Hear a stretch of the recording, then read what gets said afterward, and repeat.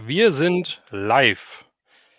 Herzlich willkommen, alle Zuschauer. Hallo, der Chat ist schon fleißig am Schreiben. Guten Abend an alle. Herzlich willkommen zum neuen Nerd Talk. Diesmal zum Thema Retro Gaming und unsere Erinnerungen. Und diesmal endlich wieder dabei Stefan von Zodax Zeittresor. Grüß dich, Stefan. Moin Frank, hallo an den Chat. Sehr schön, dass du wieder dabei bist. Wir haben ja einen Monat ausgesetzt, mehr oder weniger mit unserem Stream. Ja, weil das einfach Das irgendwie stimmt. zeitlich nicht gepasst hat und irgendwie war der Monat ganz schnell rum. Ja, so ist das manchmal. So ist das manchmal, genau. Ich musste in Anführungsstrichen zwei Streams alleine machen. Beziehungsweise einmal hatte ich ja Gesellschaft vom Alex zum Thema die Masters of the Universe Hörspiele. Und ja, habe ich genau, gesehen.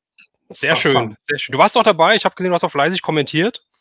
Richtig. Genau, und beim zweiten Stream war es ja so, dass ich das 2000 Abonnenten-Gewinnspiel nochmal eine Neuauflage gemacht habe, weil sich ja leider Gottes ein Gewinner, den ich gezogen habe, nicht gemeldet hatte beim ersten Mal. Und Da dieser ist dann auch Stream, ein entspannter 2-Stunden-Stream draus geworden, habe ich gesehen. da ist dann ein entspannter 2-Stunden-Stream draus geworden, wobei nach 15 Minuten die Ziehung schon beendet war, sage ich mal. Und dann haben wir halt angefangen zu quatschen. Und relativ zum Ende des Streams hin sind wir dann irgendwie auf Konsolen und Retro-Spiele gekommen. Und da kam mir dann halt die Idee, mach doch mal einen Stream komplett über Retro-Gaming, über die Erinnerungen, wie hat das bei uns angefangen und so weiter. Und ja, was soll ich sagen, da sind wir jetzt. Sehr Ja, schön. so kommt das eine zum anderen. Freut mich, finde ich ein sehr schönes Thema. Und wir haben ja auch schon festgestellt, dass wir da sehr unterschiedliche Erfahrungen haben. Insofern können wir uns da, glaube ich, gut ergänzen und das passt richtig gut. Ich glaube auch, es wird sehr viel, ich mache jetzt erstmal das Bild hier weg, dann sind wir endlich mal in unserer vollen Pracht zu sehen. Ich glaube, wir kommen uns zum einen nicht in die Quere, also wir haben sehr viel, was wir bereden können, ja, weil wir sehr Mhm. unterschiedliche Sachen haben. Wir haben uns natürlich im Vorfeld des Streams wie immer ein bisschen Gedanken gemacht. Was zeigen wir, was wollen wir machen?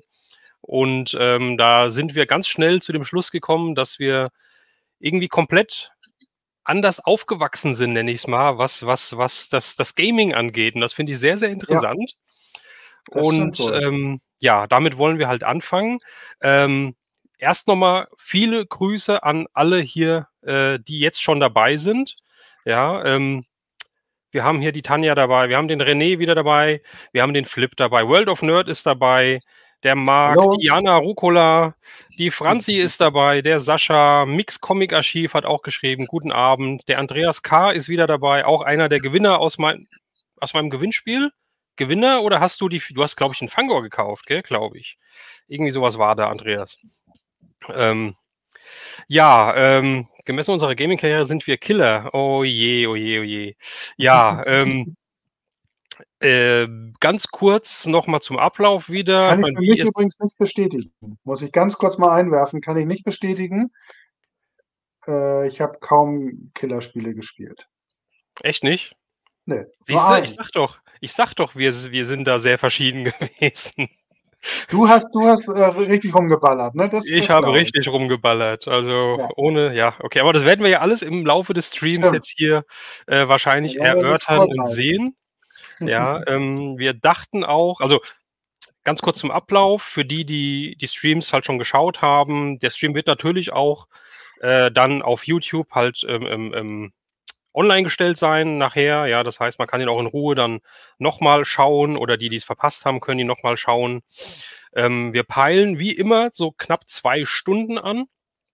Ja, und auch da haben wir schon im Vorfeld drüber gesprochen, anhand der Menge und anhand der Fülle von den Sachen, die ich mir hier notiert habe und der Stefan auch, ähm, könnte ich mir vorstellen, dass wir, wenn ihr Bock da drauf habt, auch ja, einen zweiten, einen dritten, einen vierten, keine Ahnung was Teil ja, von dem Retro-Gaming-Stream machen. Genug Material haben wir auf jeden Fall. Auf jeden Fall, mehr als genug, ja. Und ein großes Konzept haben wir jetzt diesmal nicht. Ich würde anfangen und Raids TV ist auch da. Moin. Lupis Merchandise Galerie auch. Hallo an alle, die jetzt gerade noch eingeschaltet haben. Wünsche euch viel Spaß. Ja, genau, ich bin jetzt gerade nochmal ein. Das sehe ich halt auch so. 2 Stunden sind sehr optimistisch. Sehe ich genauso. Deswegen, und heute ist ja noch dazu, wir haben ja Dienstag. Das ist ja ganz untypisch für uns. Weil eigentlich haben wir es ja immer Donnerstag, beziehungsweise sogar freitags die Streams gemacht. Aber bevor wir noch einen Monat warten, bis wir unseren nächsten Stream machen, haben wir uns halt darauf verständigt, dass wir jetzt dieses Mal, Stefan, das kam auch von dir, den Spaß am Dienstag haben. Genau, ich dachte mal nach dem Motto Spaß am Dienstag ist allerdings auch ein bisschen aus der Not geboren, weil ich ja am Freitag schon gar nicht mehr hier in unseren heimischen Gefilden bin, sondern gen Bosporus aufbreche. Ach je, also du willst dem Wetter hier entfliehen quasi. Ja, es ist in Istanbul aktuell 24 Grad und Sonnenschein. Jetzt zu dieser Stunde vielleicht nicht mehr, aber war es auf jeden Fall. Und das finde ich klingt doch deutlich angenehmer als die 5 Grad und Nieselregen, die wir hier gerade in Hamburg haben. Ach hey, ja, stimmt, Hamburg, ja, okay, ja, das ist ja natürlich, da würde ich auch wegfahren. Nein, Ja, komm, Quatsch. bei dir ist das Wetter doch auch nicht viel besser. Habe ich doch Nein, gesehen, ganz Deutschland eine graue Fläche. es hat heute den ganzen Tag irgendwie genieselt, wie du schon sagst. Ja, es war ungemütlich. Furchtbar. Gott sei Dank durfte ich arbeiten, ja, und habe nicht so viel von dem Wetter draußen mitbekommen. Ja, und jetzt sitzen wir hier und jetzt brauchen wir uns das Wetter auch nicht zu interessieren, denn jetzt geht es um Retro-Gaming. Genau. Der Klaus ist da, hallo, Military Tension, kennt ihr noch, ist natürlich auch am Start, freut mich immer, wenn ihr hier dabei seid. Moin. Und Klaus, nee, du bist nicht zu spät, wir haben gerade angefangen.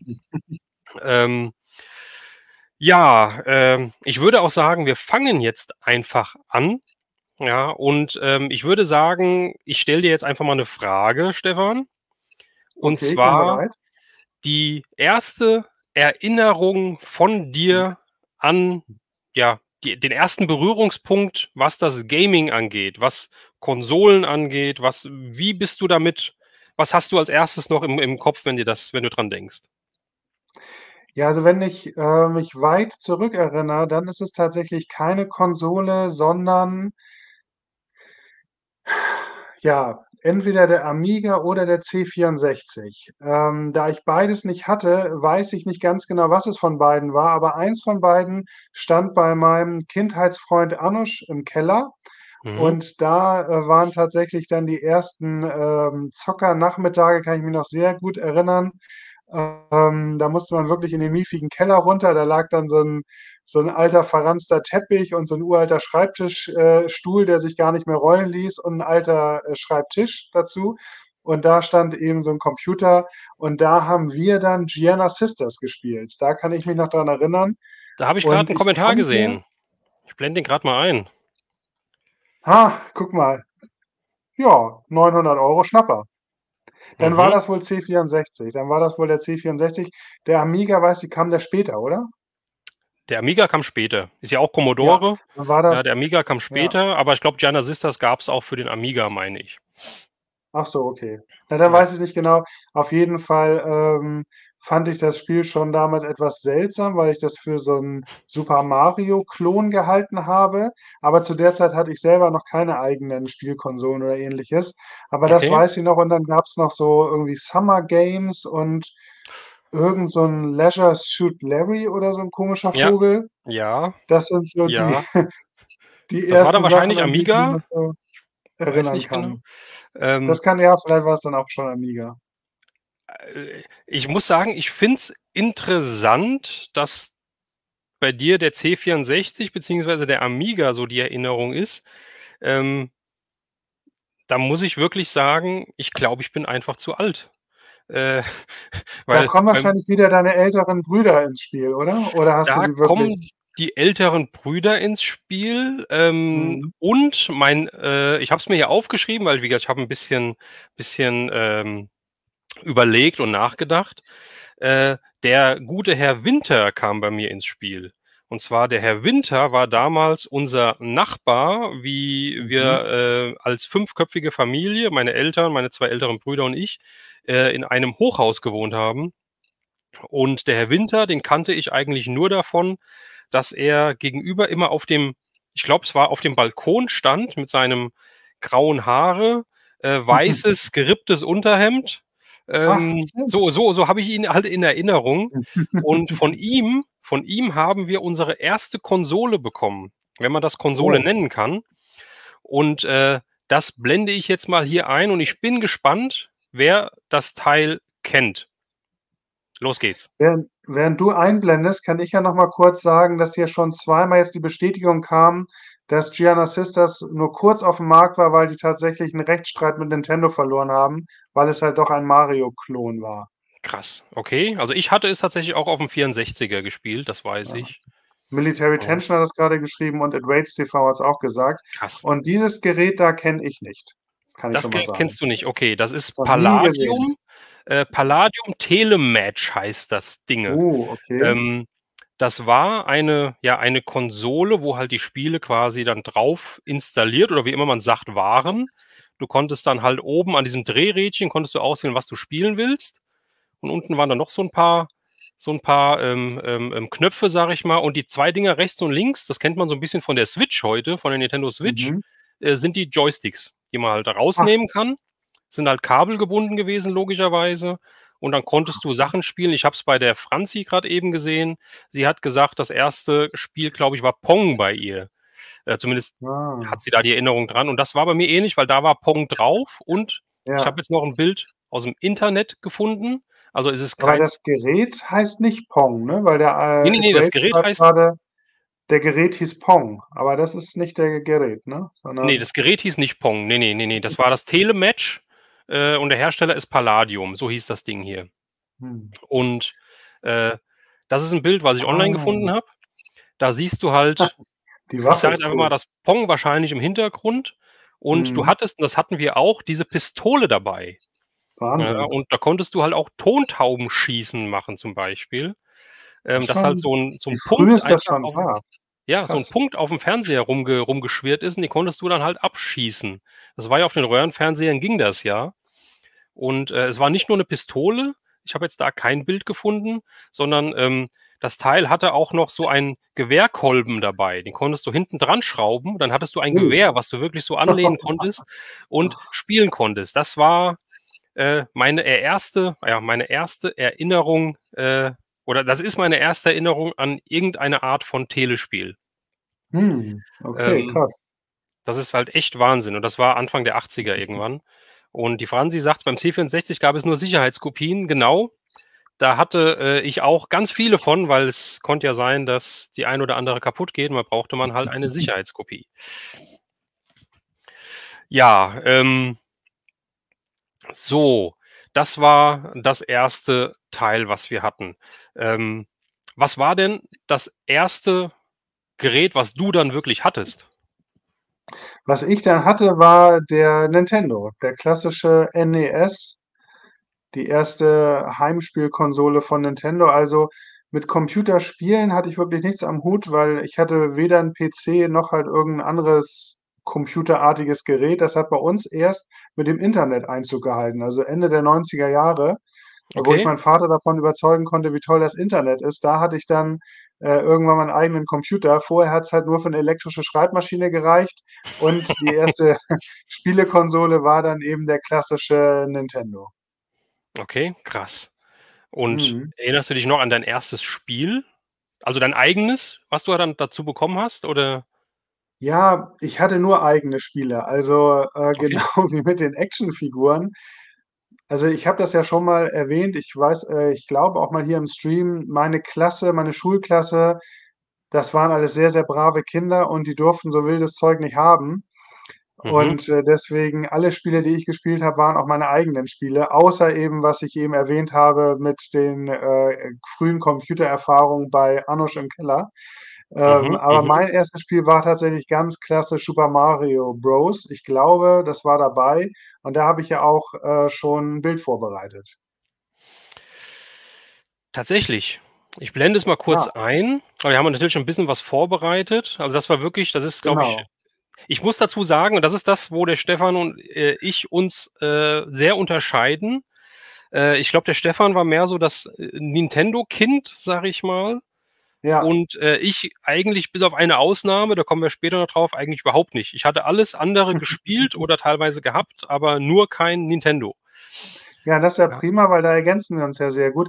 Ich kann mich richtig. nicht erinnern, das war aber also ich kann mich nicht erinnern, dass es eine bewusste Entscheidung gewesen wäre, sondern in meiner Erinnerung gab es zu der Zeit des Nintendos gar keine andere Spielkonsole. Das mag falsch sein. Ich habe mir die auch, glaube ich, nicht wirklich, ich weiß es nicht mehr, ob ich sie mir gewünscht habe oder ob mein Vater, ich glaube, mich zu erinnern, dass mein Vater die irgendwann vom Arbeitskollegen mal mitgebracht hat, der die nicht mehr haben wollte, der sich immer so das Neueste vom Neuen gekauft hat.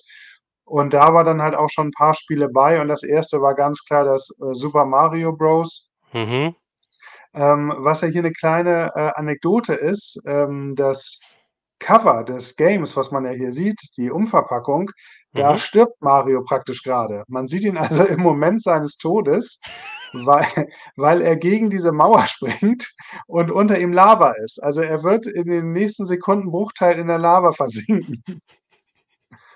Eigentlich ein bisschen traurig. Das ist ganz schön traurig, muss ich sagen. Jetzt, wo ich es weiß, ja, ganz schön Und da traurig. und da war es dann halt immer so dieser ganz klassische Startbildschirm, Super Mario Bros., ein oder 2 Player.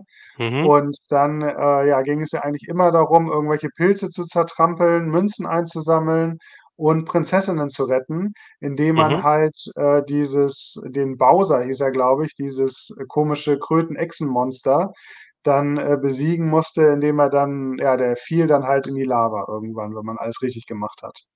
Krass. Aber ja, das ist halt, da habe ich habe Super Mario dann auch später mal gespielt und so, aber das war gar nicht so meins, muss ich sagen, ja. Ich habe jetzt hier wieder Warum schon nicht? einige Kommentare, ich weiß, ich kannte auch keinen in meinem Freundeskreis, es war keiner, der Nintendo hatte. Das ist echt Komisch. Wahnsinn, ja. Was ist da los? Ähm, Hatten die denn 'ne andere Spielkonsole zu der Zeit? ja, und zwar die hier.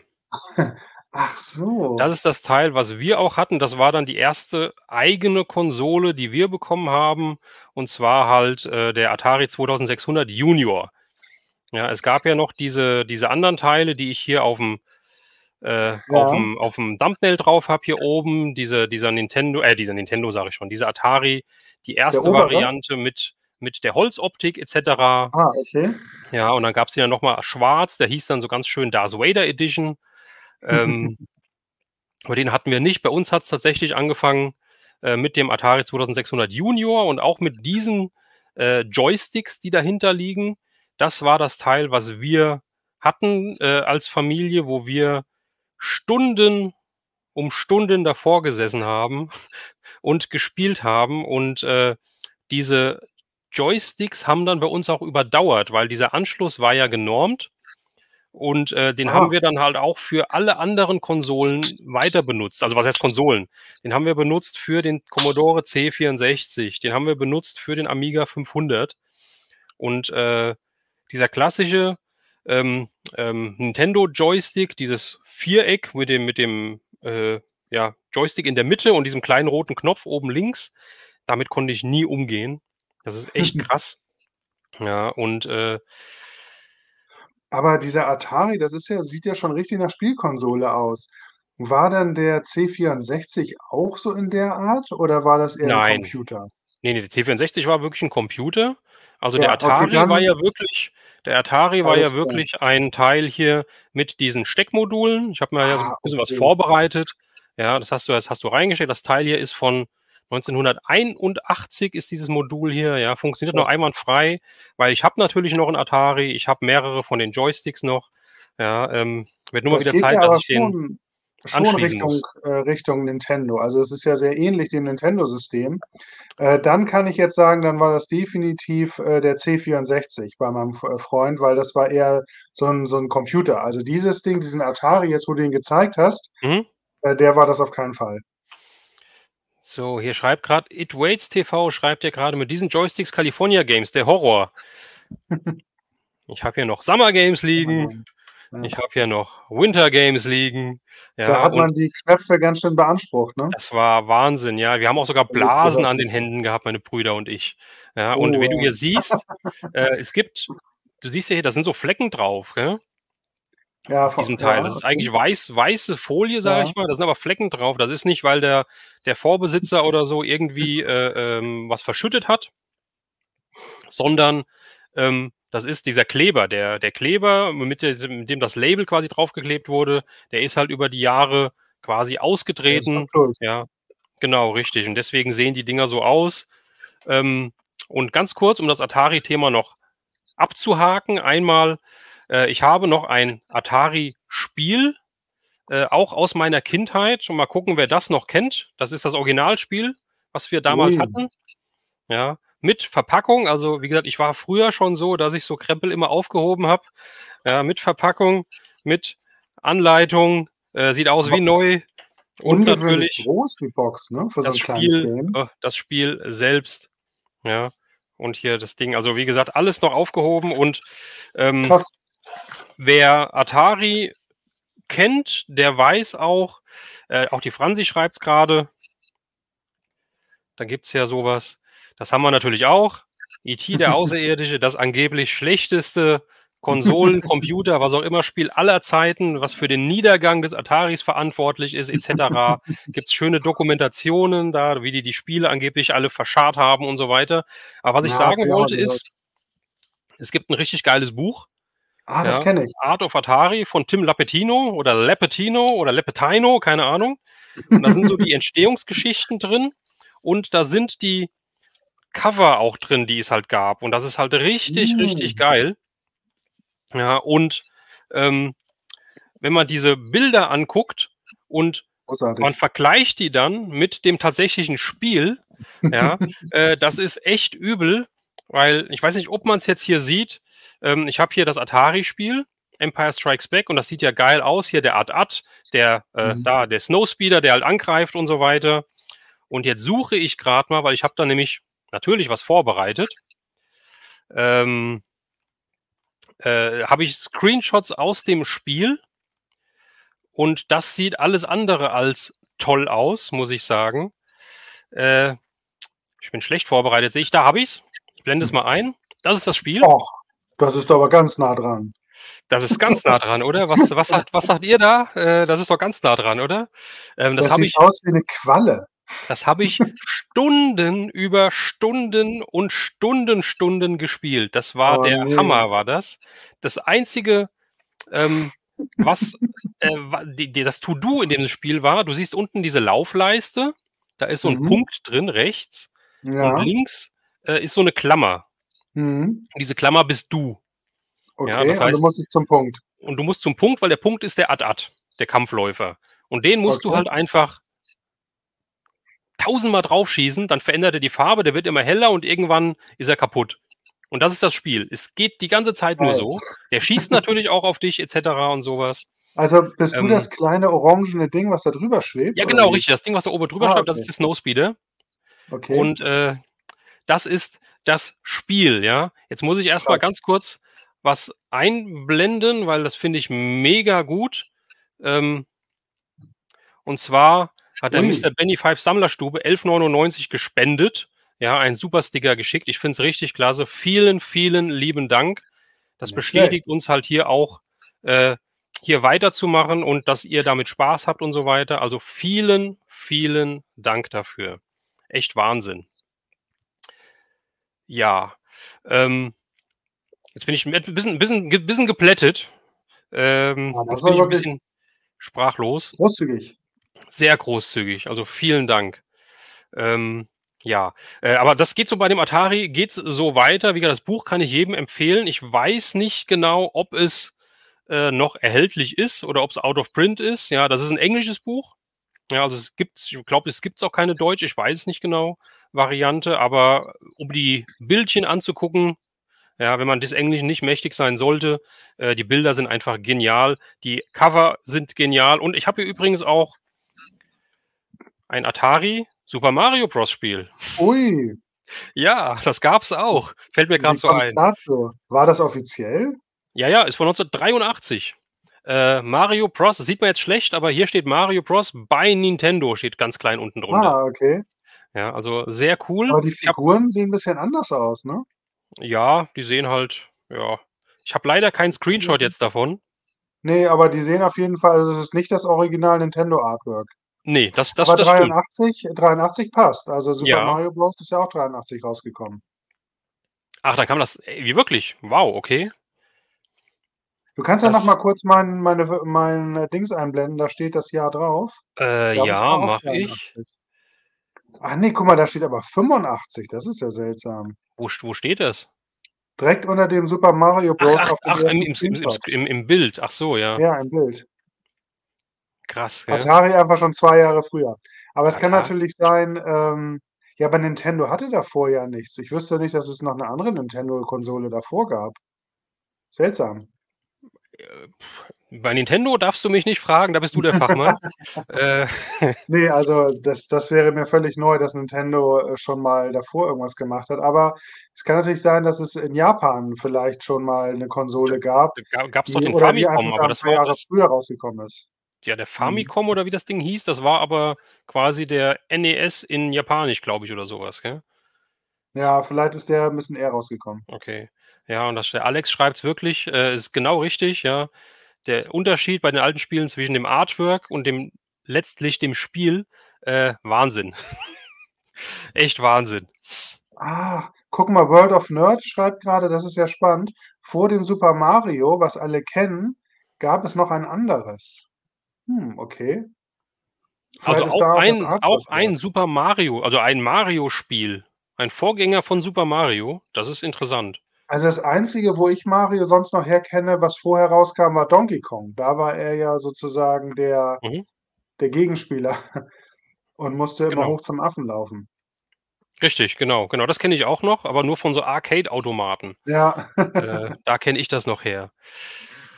Ja, also echt extrem. Also, wie gesagt, Atari, war so meine erste Berührung. Also, wie gesagt, dieses Palladium-Gerät, was ich vorher gezeigt habe, das war so ganz, ganz, ganz frühe Kindheit. Da durfte ich dann immer mal mitspielen, wenn jemand dabei war.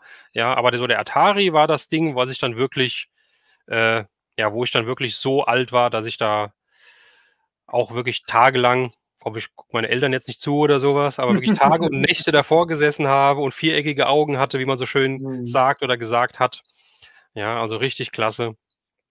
Der, Lupi schreibt grade, Sega Mega Drive ich wollte immer das, was nicht jeder hatte. Aber Ach der ja. Sega Mega Drive, das war ja dann erst zu Zeiten vom Super Nintendo. So weit sind wir ja noch gar nicht. Ja, und ich kann, schon mal 'n Spoiler geben. Also, ich hatte sehr, sehr wenig Nintendo und gar kein Sega. So viel dazu.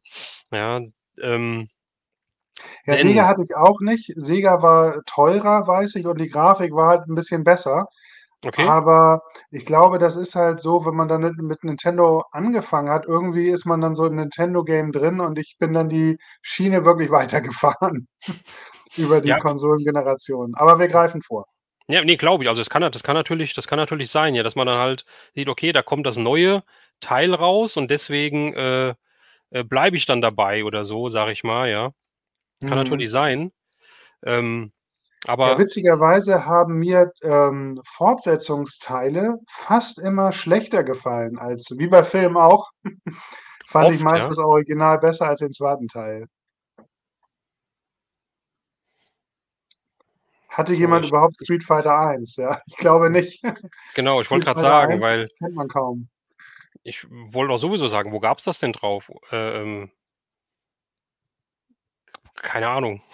Also, Ich habe ich glaube, auch das nie gab's nur als gab's das nicht nur als Arcade? ich weiß es nicht. Oder Ich weiß nicht. Aber weiß auch nicht. vielleicht noch 'ne interessante Frage, bevor Ja, wir kennt ihr weitergehen. noch kennt ihr noch, schreibt grade, war 'n Arcade-Automat. Das Ah, meine ich auch, okay, ja. okay, Und Teil okay, 2 kam dann als deswegen. Konsolenvariante.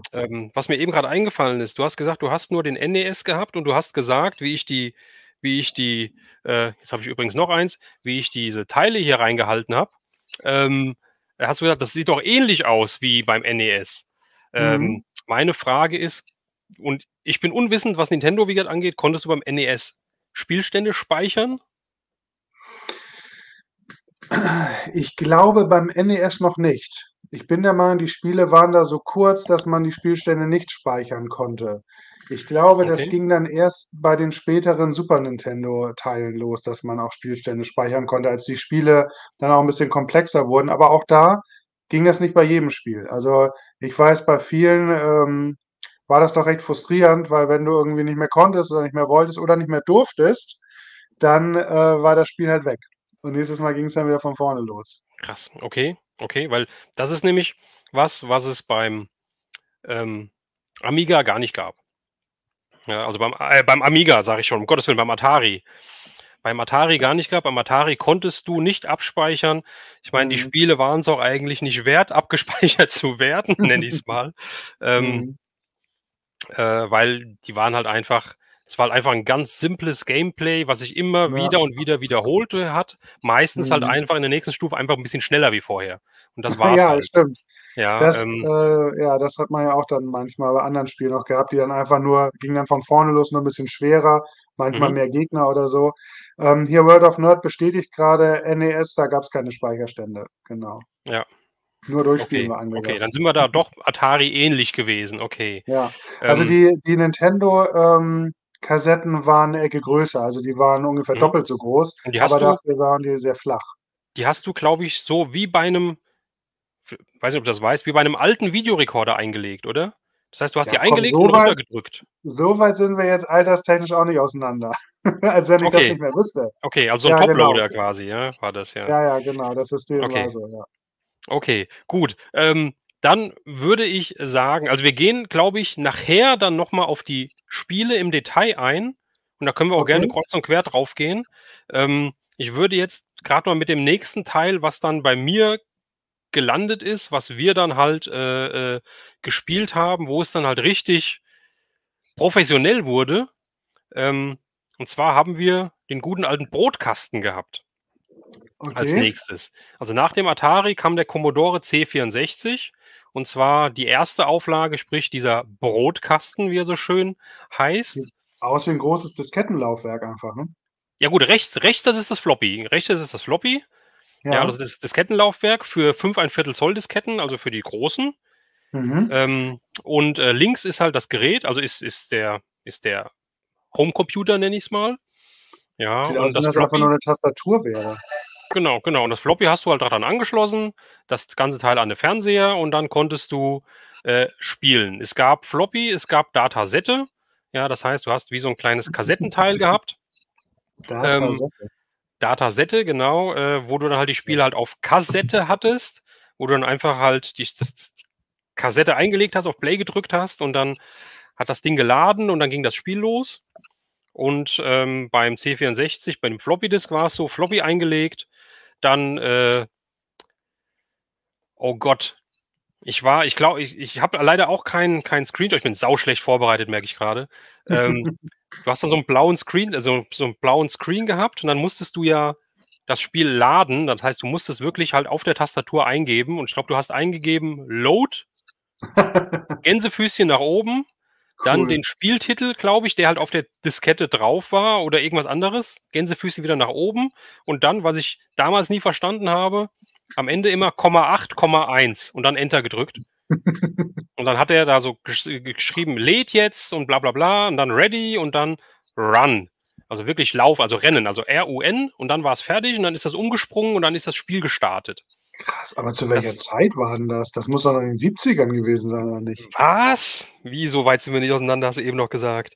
Ja, Äh, ich denke, dass es das aber schon lange gab, oder das wirkt ja total antiquiert, also jetzt im der Vergleich ist mit dem also wir Nintendo-System oder mit dem Atari-System. wir haben den gehabt, äh, das muss, oh Gott, Mitte der 80er gewesen sein. Aber 85 vielleicht? Ich der bin mir war nicht doch so nicht von sicher. Mitte der 80er. Das kann doch gar nicht sein, oder? Weil Also, da diese müssten wir Floppy-Disk, die kenne ich überhaupt nicht mehr. Die habe ich nie live irgendwie gesehen. ich sage doch, irgendwas stimmt bei dir nicht mit der Zuordnung. Oder bei dir stimmt was nicht mit der Zuordnung. Also, ich würde Nein, sagen, der nein, nein, nein, Kasten ist nein, nein, nein. 75 ungefähr rausgekommen, Nein, nein, nein. Also, so wie der der ist mit aussieht. Sicherheit ne, also, der kam dann nachher noch mal in weiß raus, in 'nem bisschen eheren Design, da kommen wir später drauf, wie der Amiga 500. Aber das war so die Erstauflage, sage ich mal. Und, Oh, guck mal hier, Military Tension hat total das Fachwissen. Ja, ich glaube, wir hätten eher ihn mit reinnehmen sollen jetzt hier. Hätte uns dann den Rang abgelaufen, was die Ja, Erklärungen angeht. ich Was glaube heißt auch. Komma 8, Komma 1 hat er hier beantwortet. Komma 8 Ja, war der die Ladevorgang. ja, Hm. die Regel zum Laden und, die 1 ersparte es einem nach dem Laden noch extra Run eingeben zu müssen. Genau, dann hat er's nämlich automatisch gemacht. Richtig, so war das. Vielen Dank für die Aufklärung. Ähm, oh, die Hier steht Franzi jetzt schreibt grade. C64 war auch als Brotkasten bekannt, aber das nicht ist kein Doch, C64, das ne? ist der C64. Also, das ist der Commodore 64, abgekürzt C für Commodore Ah, 64. okay. Ja. Ha, du lernst auch Hm. noch was heute, das finde ich richtig gut. Die Franzi schreibt grade: „Erstes Spiel auf dem C64 war Ghostbusters.“ Ich überlege grade, also Ghostbusters kannte ich. Ich überlege grade und ich kriege es nicht mehr auf 'n Schirm, was das erste Spiel war, was ich wissentlich gespielt habe. Ich weiß es nicht mehr. Wir haben, wie gesagt, wir haben Hm. im Nachhinein jetzt 'n paar Screenshots von Spielen, wo, der Stefan einige seiner Lieblingsspiele oder Spiele, die er hatte, rausgesucht hat und, bei mir dasselbe. Die zeigen wir euch gleich und dann reden wir gleich noch 'n bisschen über die Spiele. Das war jetzt erst mal der Commodore 64 Brotkasten. Wenn einer weiß, wann der C64 rausgekommen ist, ich möchte jetzt hier nicht googeln. Wenn einer das weiß, dann schreibt's doch bitte mal in die Kommentare. Das würde mich jetzt wirklich interessieren. Aber Also, da da haben bin ich wirklich noch diese großen Disks, die so 'n bisschen wabbelig waren, die Ja, musste man da genau, richtig. reinstecken? Und wir haben sogar dann 'n Heftig. Locher gehabt, wo wir die Diskette an der einen Seite gelocht haben, damit du auch die Rückseite beschreiben konntest. Wild. Ja, und ich meine, die Disketten, was haben sie gehabt? 514 Kilobyte oder irgendwie so was? Meine ich. Also Unmengen an Platz, wenn man bedenkt, dass jetzt heute so 'n Foto, was du aufnimmst mit'm Handy, irgendwie 3 bis 4 Megabyte hat oder so. Ähm, Ja, mittlerweile eher schon 7 bis 8 Megabyte. Das wird ja immer krasser. Ähm, guck mal, 81 81 rausgekommen. rausgekommen, krass. Aber ist schon okay, aber da auf jeden Fall vor den Spielkonsolen. Oh, hier kommen schon die Spiele raus. Also, hier werden schon wieder Erinnerungen wach. Military Tension schreibt jetzt grad noch mal, er hatte F-14 Tomcat, dann kommt's Golden Axe. Bestes Storm Spiel ever. Warrior. Wobei Golden Axe hatte ich dann oh Gott, wir gehen schon wieder eins weiter. Hatte ich nicht auf'm C64, sondern auf'm Amiga 500, den hatte ich als Nächstes. Und, noch mal ganz kurzer Zusatz, damit auch im hinterher auch eventuell aus der Verwandtschaft bei mir oder so keine, bösen Zungen irgendwas sagen. Der C64, der war meinem älteren Bruder und, mit dem durfte ich dann auch spielen. Und irgendwann, wie er dann älter war und ausgezogen ist, hat er ihn mitgenommen und dann ist bei mir 'ne Welt zusammengebrochen. Ja, wir hatten so viele Spiele gehabt, aber ich habe dann, meinen Amiga 500 gehabt. Ähm Irgendwo habe ich mit Sicherheit auch 'n Bild von dem. Ich suche es grade, genau. Da habe ich's. Das war dann mein Amiga 500. Und das Hm. Coole war ja hier, das Diskettenlaufwerk war ja integriert, oben rechts. Da konntest du die Diskette schieben. Und es war dann Mhm. ja auch dann die, 3,5 Zoll Diskette mit Ah, 1,44 Megabyte schon Speicher. Und das Geile war okay. noch, was Hm. ich hatte den Amiga und den Amiga habe ich auch noch und wie man's von mir kennt, noch im Original Versandkarton, ähm, und mit allen Handbüchern et cetera und so weiter. Den habe ich noch, den habe ich nur aktuell nicht aufgebaut, das muss ich unbedingt wieder machen. Den habe ich zu Weihnachten bekommen und ich könnte mir vorstellen, ich weiß nicht mehr genau, das war Weihnachten Anfang der 90er, 1990, 91, ich weiß es nicht genau. Auf jeden Fall habe ich zusätzlich direkt dabei bekommen eine 512, glaube ich, war's, Kilobyte Speichererweiterung, damit das Wahnsinn. Ding 1 Megabyte Speicher, glaube ich, hatte oder so was. Ja, Sahen dadurch die Spiele besser aus? nö. Aber du konntest dadurch Spiele spielen, die halt mehr Speicher erfordert haben. Hm. Ah, Ja, okay. ich glaube nicht, dass die, Spiele besser ausgesehen haben. Und die Tanja schreibt: „Sieht aus wie 'ne Schreibmaschine.“ Ja, sieht so Das war aus. auch mein erster Gedanke. Also, ich habe ja gesagt, ich hatte 'ne elektrische Schreibmaschine, die sah ungefähr so aus. Und Mhm. jetzt wird mir grade bewusst, dass ich am Anfang das nicht richtig erzählt habe zu meinen ersten Erinnerungen. Denn ich weiß genau, diese Spiele, die waren auf diesen Standarddisketten. die es noch viele Jahre gab. Also muss das wahrscheinlich dann eher 'n Amiga vielleicht gewesen sein. Und Also auf den dieses kleinen Genesis Disketten. und so, das war auf den kleinen Disketten. Also ich habe diese großen habe ich nie die habe ich mal, glaube ich, in einem Kommunikationsmuseum gesehen, aber sonst, nicht. Und Oh Mann. ich kann überhaupt nicht verstehen, dass, also Christian, schreibt's hier grade, dass laut Google, der C64 im August 82 rauskam. Der wirkt ja total antiquiert gegen den, Atari oder auch gegen den Nintendo. Was man da alles noch händisch machen musste. Das erinnert mich grade an „Zurück in die Zukunft“, wo der kleine Junge da spielt man mit den Händen, das ist ja für Babys im Ja, ge zweiten genau, aber Teil. so war das. Also mit dem C64 konntest du ja auch Basic programmieren und sowas halt, ja. Also, du konntest ja Spiele selbst programmieren und sowas, was du ja mit dem Atari halt nicht konntest. Ja, du konntest Spiele Wahnsinn. auf Disketten abspeichern, du konntest Spielstände abspeichern et cetera, ja. Also, warst da schon sehr, sehr flexibel. Das war ja das Also wirklich eher Nonplusultra, so wie 'n der Computer rausgekommen schon, ist. ne? Ja, oh, North and South schreibt die Franzi gerade. Also, ich bin hier die ganze Zeit nur am Lesen. Sorry, wenn ich hier vielleicht ein bisschen weniger spreche oder so, aber ich lese die ganze Zeit eure Erinnerungen, die ihr da reinschreibt, und ich finde es total klasse, ja. Ähm, Auch hier, der Philipp Jensen schreibt wieder: „Bei manchen Spielen gab es bis zu 8 Disketten, man musste oft wechseln.“ Ja, Ja, es gab sogar noch genau. mehr. Ich habe Spiele gehabt mit 12 oder mit 14 Disketten und so weiter. Und dann war irgendwann zwischendrin, du hast mittendrin musst du ja dann die Diskette wechseln. Dann stand dann irgendwann von wegen: „Legen Sie jetzt Diskette 15 ein“ oder was weiß ich was. Dann legst du die ein und dann war die kaputt. Und dann konntest du nicht mehr weiterspielen. Das war, Deswegen Wahnsinn. waren auch die Kartons damals so groß, ne, weil da so viele Disketten rein mussten. Und die waren auch schwer, weil die ja dann Gewicht hatten, ja. Ja, Also, aber ja, genau diese Big Boxen, wie es ja, glaube ich, erst neumodisch mhm. hieß oder sowas, weil früher waren die alle so, mehr oder weniger, größtenteils zumindest, fand ich und finde ich immer noch total klasse. Ja, ich mag das und auch diese Ja, Artworks toll. vorne drauf und so. Es Da war kommen die Artworks Wahnsinn. natürlich erst richtig zur Geltung. Richtig, genau. Hi, Oh, die hi. Sabine. Die Sabine ist auch da. Hi, hi, grüß dich. Schön, dass du da bist. Ja, da der Klaus schreibt hier, da gab es ein Gerät, wo Kassetten abgespielt wurden. Ja, Für was waren die? Also, ich kenne es, wie gesagt, vom C64, da gab es halt die Datasette. Das war halt, wenn du kein Floppy-Disk hattest, hast du die Datasette gehabt. Das war halt, da waren die sah Spiele die halt einfach auf aus 'ner Kassette. sah die Bitte? aus wie 'ne normale, Hörspielkassette? Ja. Ganz genau. Gleiche Größe, alle genau identisch. Das Gerät Mhm, sah auch ähnlich aus wie 'n Kassettenrekorder, halt krass. sehr, sehr abgespeckt, also halt wirklich nur Mhm, halt, ja, das Kassettenteil, und unten hast du ganz normal aber auch die Tasten gehabt, ja. Play und so weiter, Vorspulen und so, hast du alles gehabt. das ist ja Ähm, spannend. ja, aber Also, das hatten wir nie gehabt. ich habe 2 Spiele, aber auch erst jetzt als Kuriosum in der Sammlung, Mhm. und zwar Masters of the Universe und Bravestar. Und, als ich Für? das Für was? Masters weiß ich nicht genau, also für eins von diesen Kassettensystemen.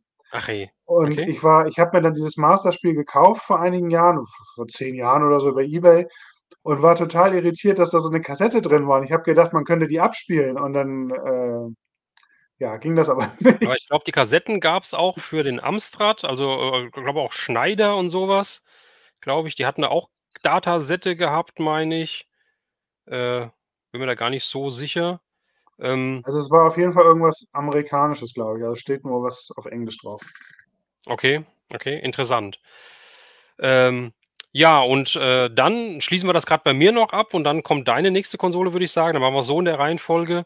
Und, nach dem Amiga 500, ähm, beziehungsweise irgendwo so mittendrin, das müsste 1990, 1989 oder so gewesen sein. Dann habe ich mein erstes und einziges Nintendo-Gerät bekommen und das Ui, war auch zu der Weihnachten Gameboy. der Game Boy, ja, und zwar, habe ich, wie glaube ich wahrscheinlich sehr viele von euch, ähm, da dieses Teil gehabt. Ja, diese Box, wo, glaube ich, Kopfhörer waren da, glaube ich, dabei, und das, ähm, Tetris-Spiel war inklusive. Und ich habe leider, man mag's nicht glauben, aber ich habe die Box nicht mehr. weiß auch nicht Was? warum, das ist Frank? Wahnsinn, aber ich habe noch mein Original Nintendo, du auch, sehr schön. Und ich habe auch noch mein Original Tetris-Spiel, was dabei war. Das habe ich auch noch. Und jetzt zu meiner Schande oder zu meinem Leid, muss ich sagen, und vielleicht auch für viele von euch, denn der Gameboy war nie meins. Ja, ich habe das Tetris-Spiel dabei gehabt und ich habe, jetzt wenn wir die Spiele vorgreifen, ein Spiel noch gehabt und das war ein Eishockeyspiel Blades of Steel. Ui, Das klingt habe ja ich wild. gehabt und Kann ich das aber gar nicht an. war's. Ich habe nur diese beiden Gameboy-Spiele gehabt Das ist und aber traurig. ja, ich habe halt einfach am Fernseher beziehungsweise am Rechner gesessen, am Amiga und wir haben da gezockt und Gameboy war nie meins. Ja, also bin ich nie mit warm geworden, als Kind nicht, jetzt auch nicht. Natürlich behalte ich ihn, ja, das ist halt einfach die Kindheitserinnerung. Ja, auf jeden Fall. Ja, und hier, wenn einer Gameboy mit dem besten Spiel Quirk, was zur Hölle ist Quirk, Tanja? Noch nie Wenn gehört. einer das Gameboy-Spiel Quirk hat, dann kann er mich ja Ich mal glaube, Tanja ist auf der anschreiben. Tastatur ausgerutscht. Oder sie ist auf der Tastatur ausgerutscht, so eingeschlafen, so zack im Kopf. Ja. Wenn einer das Spiel hat und nicht mehr haben möchte, kann er mich gerne anschreiben. Die Tanja möchte das gerne noch mal spielen.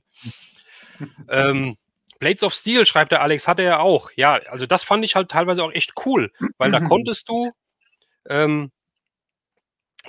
du natürlich Eishockey spielen und das war auch die Grafik, das ist ein Screenshot von dem Spiel.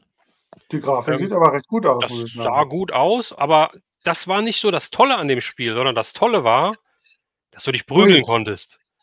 Dass du halt Das einen ist die ja ganze Zeit cool. anrempeln konntest und irgendwann hat er keinen Bock mehr gehabt und dann gab es Keilerei. Und dann musstest du so dok, dok, dok, dok, dok, so wie beim Street Fighter et cetera halt spielen, kämpfen und dann hast du den anderen irgendwann aufs Eis geschickt. Und ja, das war schon Ja, aber toll. guck mal, wenn du so 'n tolles Spiel hattest, warum wolltest du dann keine weiteren haben? Verstehe ich gar nicht. Ich hatte ja weitere Spiele, aber die waren woanders da drauf. Die habe ich woanders da gespielt. Und die Ja, waren aber so der toll. Gameboy war doch 'ne teure Investition und dann hast du nur 2 Spiele dafür. Das ist ja geht ja gar Ja, nicht. ich weiß, aber da ich ihn ja, ich glaube, zu Weihnachten oder so geschenkt bekommen habe, war es ja nicht meine teure Investition. Stell den jetzt Ähm, hier hin. Mach So, das mal. Der alles Michael gut. ist da, Michael Pfaff aus Ostfriesland. Der Michael hat mir auch eine Channelspende zuletzt zukommen lassen. Also Michael, grüß dich. Schön, dass du da bist. Ja, so das meine kurzen Erinnerungen an den Gameboy. Stefan, jetzt darfst du übernehmen. Du hattest den NES. Magst du noch was zum NES sagen? Also, wenn wir jetzt grade beim Gameboy sind, dann, gehe ich auf den Gameboy lieber erst mal ein. Okay. Wann hattest du den gehabt? Auch direkt, wie er rauskam, oder? Also, schon sehr früh, ja. Und ich hatte genau dieses Paket, was du auch hattest. Und dann ist was passiert, was aus heutiger Sicht sehr schlecht war. Ich habe nämlich eine Gameboy-Transportbox bekommen. Ich glaube, ein Jahr später zu Weihnachten. Das war so 'n Koffer, der war ungefähr so groß, Original Gameboy stand da auch drauf. Und da konnte man eben den Gameboy reinpacken und ich glaube, entweder 9 oder 12 Spiele, Mhm. also relativ viele, aber alles natürlich ohne Umverpackung. Und das Mhm. hat dazu geführt, dass leider sowohl mein Gameboy-Karton als auch mehrere meiner Gameboy, Spielekartons wohl irgendwie in den Müll gewandert sind, was natürlich aus heutiger Sicht sehr, sehr schade ist.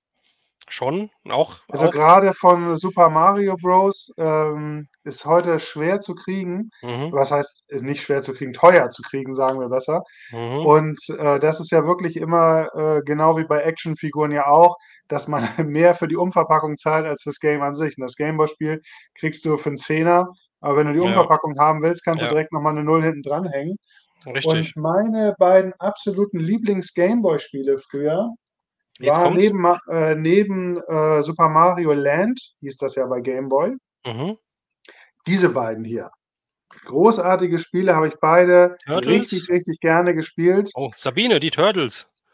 Turtles: Fall of the Foot Clan, Mhm, großartig und ebenso genial alleine schon das Cover ist natürlich Hammer. Das ist auch noch meins aus Kindertagen, weil das cool. Cover fand ich so toll, dass ich Mhm, das mir hingestellt habe, Später ist es dann in meine Spider-Man-Vitrine Ich gekommen, wollte die grad ich sagen, du sowieso als Comic und in Marvel und et meinem cetera Jugendzimmer Fan. hatte, genau. Mhm. Und ja, das waren meine beiden Lieblingsspiele und das ist einer dieser Beispiele, wo ich den ersten Teil auf jeden Fall besser finde als den jeweils zweiten Teil. Von beiden gibt's auch Spider-Man 2 und Turtles 2. Okay. Aber für mich also die Grafik war aufwendiger, Mhm. aber es war nicht so gut animiert, fand ich. Also besonders Okay, ja. Spider-Man, der hatte meiner Meinung nach 'n viel zu großen Kopf. Der sah aus wie so 'n Strichmännchen, halt, Mhm. mit 'nem großen runden Kopf und dünnen Armen und Beinen. Und die Turtles, die waren zwar 'n bisschen aufwendiger gezeichnet, Mhm. aber die waren halt so ganz starr wie so Roboter und wenn die geschlagen haben, ging es so tschupp, tschupp. Und also, es hat mir irgendwie mir fehlte so diese Dynamik. Irgendwie waren die ersten Spiele die waren zwar grafisch weniger aufwendig, aber die Figuren haben, sich irgendwie cooler bewegt. Ich hatte das Gefühl, die hatten mehr Bewegungsanimationen. Okay. Ich weiß auch nicht, aber, selbst heute noch, finde ich die alten Varianten besser. Also die ersten Spiele. Altes ist immer besser. Ja, So, auf jeden Fall. Da kommen wir gleich auch noch mal zu, wenn wir zu meinem Lieblings Nintendo-Spiel kommen vom okay. NES. Das war nämlich Batman Returns. Den Und wie zweiten ich Teil, den zweiten Tim Burton-Film. hatte mit dem Film nichts zu tun. Okay. Heißt auch gar nicht Batman Returns, ich rede Quatsch. Vielleicht kannst du's mal einblenden. Es heißt nämlich Oh Gott, Joker. Joker's Return das oder hast du Joker's Revenge. ich glaube, ich habe es. Das Richtig. hier? Wie heißt es? Return of the Joker. War ich ja fast ganz nah dran. Und das war auch auf'm NES, ja, ich sehe es am Cover, ja. Genau, man sieht es am Cover, aber guck mal auf die Grafik, man sieht es nicht an der Grafik. Dieses Spiel war so ziemlich der Peak, das Beste, was es für den Nintendo damals gab. Wusste ich als Kind natürlich nicht, aber ich habe mich ja noch mal 'n bisschen, schlau gelesen und tatsächlich gilt dieses Spiel heute als eins der besten, NES-Spiele, sowohl O spielerisch als auch von der Grafik her. okay. Und das kann ich nur bestätigen. Ich habe dieses Spiel geliebt und gesuchtet als Kind. Ich habe das ohne Ende gespielt und, Krass. ja, war einfach hin und weg, wie toll dieses Spiel war. Aber hast du jetzt nicht mehr? Leider nicht. Ich habe Mhm. mein Nintendo mit allen Spielen zusammen, damals verkauft, um halt den Grundstock zu legen für Super Nintendo. Und für Super Nintendo kannst du noch mal die nächste Folie einblenden? Ja, natürlich. Guck mal, für Super Nintendo gab's das Spiel nämlich auch dann noch mal. Habe ich mir natürlich nicht gekauft, weil ich habe es ja schon auf'm Nintendo ohne Ende gespielt.